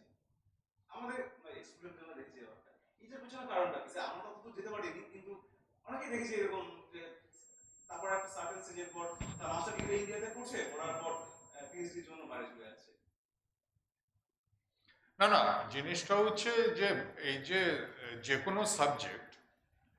কোনো সাবজেক্ট এখন কিন্তু খুব সুপার স্পেশালাইজড হয়ে গেছে। যেরকম এই যে আমি ওই ব্রহ্মগুপ্তের যে স্লাইডস দেখালাম, তো এই যে জিনিসটা হচ্ছে যে উইট গ্রুপ, এই যে ব্যাপারগুলো, যে এগুলোর উপরে পৃথিবীতে কজন কাজ করছে। তো এখন কথাটা হচ্ছে যে ছেলেটা ওই একটা কোনো কাজে ইন্সপিরেশন পাচ্ছে আর কি, তো সেই কাজটার যে সেন্টার অফ অ্যাক্টিভিটি সেখানে যাওয়াটা তো স্বাভাবিক। কাজে ওই ব্যাপারটা যে আর কি, মানে এই যে মানে মানে যেটা আমি উল্টোভাবে আর কি প্রশ্নটা করবো যে বাইরে যাবে না কেন, কিন্তু সেটা তো সবসময় ট্রু না। যেরকম নীনা গুপ্তা বাইরে যেতে চায়নি এবং বাইরে যাওয়ার প্রয়োজন হয়নি। নীনা গুপ্তা যা কাজ করেছে সেটা কিন্তু একদম ওই সিভি রমনের মতো, মানে সিভি রমন কোনোদিন বিদেশে যাননি। আশুতোষ মুখার্জি মানে সিভি রমনকে ক্যালকাটা ইউনিভার্সিটিতে অ্যাপয়েন্টমেন্ট দেওয়ার সময় ব্রিটিশরা করছিল, তো কোনোদিন বিদেশে যাননি। তখন আশুতোষ মুখার্জি বলেছিলেন যে চাকরিটা দাও, তারপরে যাবে, not to learn but to teach. তো এবার যেটা হচ্ছে যে নীনা মানে বিএসসি, এমএসসি, পিএইচডি, পোস্টডক সবকিছু ইন্ডিয়াতে, বাইরে শুধু গেছে কনফারেন্স অ্যাটেন্ড করতে, কোনো পোস্টডক টোস্টডক কিচ্ছু করেনি। এই কথাটা যে আমি বললাম, এই কথাটা বলে কিন্তু আমি এটা বলতে চাইছি না যে এই দেখো নীনা গুপ্তা হচ্ছে আদর্শ, সবার এরকম আর কি দেশে থেকে পিএইচডি করছে। নীনা গুপ্তা এটা করতে পেরেছে এই জন্য যে ওর যে নিউট্রিশনটা এখানে পেয়ে গেছে। ও যেই এরিয়াতে কাজ করতে চেয়েছে আর কি, সেখানে ভারতবর্ষে ইনাফ এক্সপার্টিস পেয়েছে। এবং শুধু তাই না, বিদেশিরা এখানে এসছে, ভিজিট করেছে আইএসআইতে। কাজে কথা হচ্ছে ওর যা দরকার সেটা এখানে হয়ে গেছে। কাজে ওর বিদেশে ওর যাওয়ার প্রয়োজন হয়নি, যায়নি। কিন্তু তার মানে এই নয় যে সেটা অন্যদের হবে। আমাদের যেরকম নীনা গুপ্তা আমার স্টুডেন্ট, ঋতব্রত তো আমার স্টুডেন্ট না। ঋতব্রত কোন এরিয়াতে কাজ করেছে? নাম্বার থিওরি, সে হচ্ছে অ্যান্ড্রু ওয়েলসের স্টুডেন্ট। অ্যান্ড্রু ওয়েলস তো এখানে কাজ করছে না, তাহলে ও ইয়ে করেছে মাস্টার্সটা ইন্ডিয়াতে করেছে। তারপরে ওর যে এরিয়াটা যে সেটা মানে অ্যান্ড্রু ওয়েলস কোথায়? প্রিন্সটনে। ও প্রিন্সটনে গিয়ে কাজ করেছে, তারপর ফিরে এসছে, টিআইএফআরে এসছে, এখানে এসছে এবং টপ লেভেলে কাজ করে যাচ্ছে। কিন্তু ঘটনা হচ্ছে অ্যান্ড্রু ওয়েলস এখানে নেই, তো আমি এখানে আছি কেন আর কি। মানে জিনিসটা হচ্ছে যে আমার যে মানে কে আর কি, মানে আমার এরিয়াতে যে পায়োনিয়ার সেটা হচ্ছে আভ্যঙ্কর যেহেতু ইন্ডিয়ান, সেটার ইম্প্যাক্টটা পড়েছে। মানে আভ্যঙ্কর ইন্ডিয়া, যেরকম আমার গাইড আভ্যঙ্করের স্টুডেন্ট না হলেও আভ্যঙ্করের একজন স্টুডেন্ট, সেও ইন্ডিয়ান, অবিনাশ সাটে তার বন্ধু, তার থেকে আর কি এই আইডিয়া মানে ইয়েগুলো পেয়েছেন আর কি, এখানে কি কি হচ্ছে।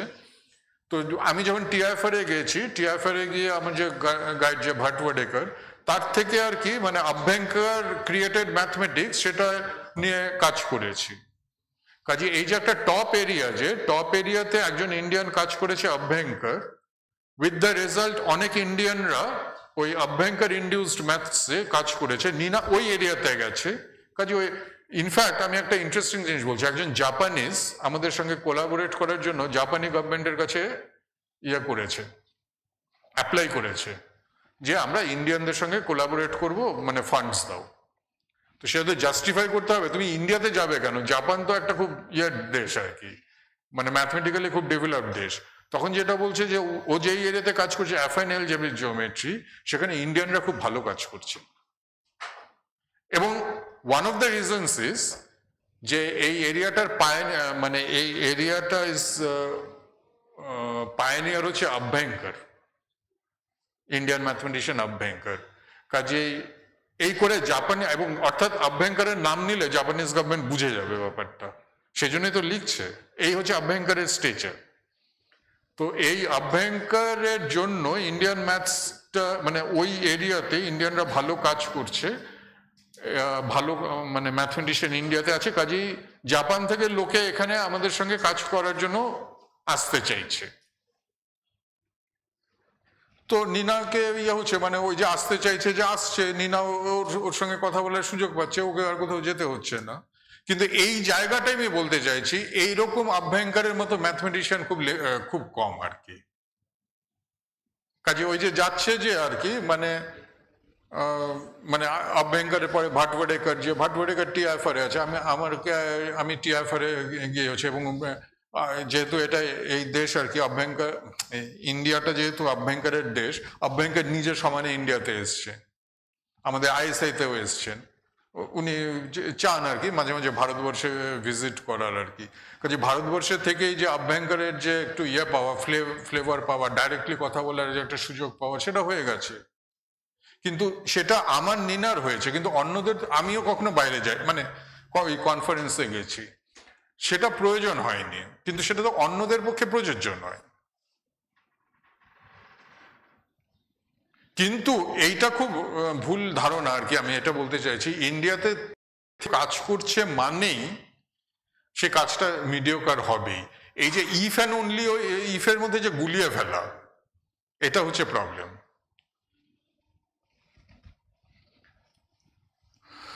আর কিছু কোশ্চেন ছাত্রদের পক্ষ থেকে কোনো কোশ্চেন আছে? আছে কোনো question?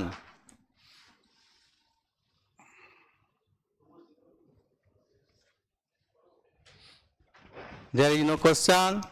Thank you so much for our invitation. একটা স্লাইড বোধহয় দেখানো হয়নি।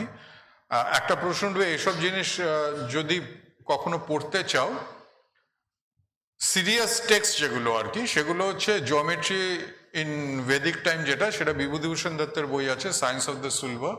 আর history of Indian mathematics, arithmetic algebra, এই দুটো, Datta and Singh, history of Hindu mathematics, এগুলো পাওয়া যায়। জিওমেট্রিটা সরস্বতী আম্মার বই, মতিলাল বনারস দাস, এগুলো পাওয়া যাচ্ছে। এগুলো আমি বলবো যে এখন পড়ার নয়, মানে এগুলো যখন নাকি একটু ম্যাথমেটিশিয়ান হিসেবে এস্টাবলিশড হবে তখনই পড়ো আর কি। কিন্তু এখন আমি যেটা রেকমেন্ড করব, এটা একটু অস্বস্তিকর নিজের লেখা রেকমেন্ড করা, কিন্তু আমি তো স্টুডেন্টসদের জন্য এগুলো লিখছি। সেটা হচ্ছে এই ভাবনা ম্যাগাজিনটায় আমি সিরিয়ালি লিখছি, আইসোলেটেড ভাবে দুটো আর্টিকেল লিখেছিলাম জানুয়ারি 2017, ভাবনা ইন ম্যাথমেটিক্স। কারণ ভাবনা নামটা কেন, এবং এটা মঞ্জুল ভার্গবী রিকোয়েস্ট করেছিল এই ভাবনা ম্যাগাজিনটা হচ্ছে শুনে, যে একটা আর্টিকেল একে দত্তকে দিয়ে লেখানো হোক যে এই ভাবনা ইন ম্যাথমেটিক্সের উপর। আর জানুয়ারি 2022 থেকে সিরিয়ালি লিখে যাচ্ছে ম্যাথমেটিক্স ইন ইন্ডিয়ার উপর, এবং এই ম্যাগাজিনটা বেরোয় কোয়ার্টারলি, জানুয়ারি, এপ্রিল, জুলাই, অক্টোবর। প্রাইসটা খুব বেশি নয়, 1000 টাকা পার ইয়ার, মানে 4টে ইস্যুর জন্য 1000। এবং এটা আমার মনে হয় লাইব্রেরি সাবস্ক্রাইব করা, লাইব্রেরিতে হার্ড কপি সাবস্ক্রাইব হলো। আর লাইব্রেরিতে হার্ড কপি সাবস্ক্রাইব হলে তোমরা এমনি ইন্টারনেটে সফট কপিটা ফ্রি, কিন্তু ওটা কোয়ালিটিটা হার্ড কপির মতো নয়, যার জন্য একটা হার্ড কপি থাকলে ভালো হয়। পিডিএফ পাওয়া যাচ্ছে তো? পিডিএফ পাওয়া যাচ্ছে তো বইটা? পিডিএফ না, বইটা মানে যেটা হচ্ছে কি, যে ওটা ইন্ডিপেন্ডেন্ট ভাবে, কারণ জিনিসটা হচ্ছে যে পুরোটাই করে দিলে পর তাহলে তো হার্ড কপিটা কেউ করবে না। সেই জন্য যেটা হচ্ছে ডেলিবারেটলি যেটা ইন্টারনেটে পাওয়া যায়, ওটার যে মানে লেআউটটা যে আর কি, সেটা খুব বেশি ওই নয় আর কি, মানে ইমপ্রেসিভ নয়। হার্ড কপিটা যেরকম ইমপ্রেসিভ, কন্টেন্টটা সেম, কিন্তু ওটার যে মানে দেখলে যে ইয়েটা হয় আর কি, ভিজুয়াল ইম্প্যাক্টটা, সেটা সফট কপিতে ইন্টারনেটে একটু কিরকম মেদা। আচ্ছা, আউটলুক একটা ব্যাপার আছে। তো ওই যাতে করে আর কি, যেটা আমি আর কি রিকমেন্ড করছি আর কি, যে হার্ড কপিটা ইট মেক্স আ ডিফারেন্স। ওই ডিফারেন্সটা কমার্শিয়াল কারণে ডেলিবারেটলি ওই জিনিসটা করা আছে। ফ্রি করে দিল যারা অ্যাফোর্ড করতে পারছে না তাদের জন্য, কিন্তু free at the expense of quality. আচ্ছা, ঠিক।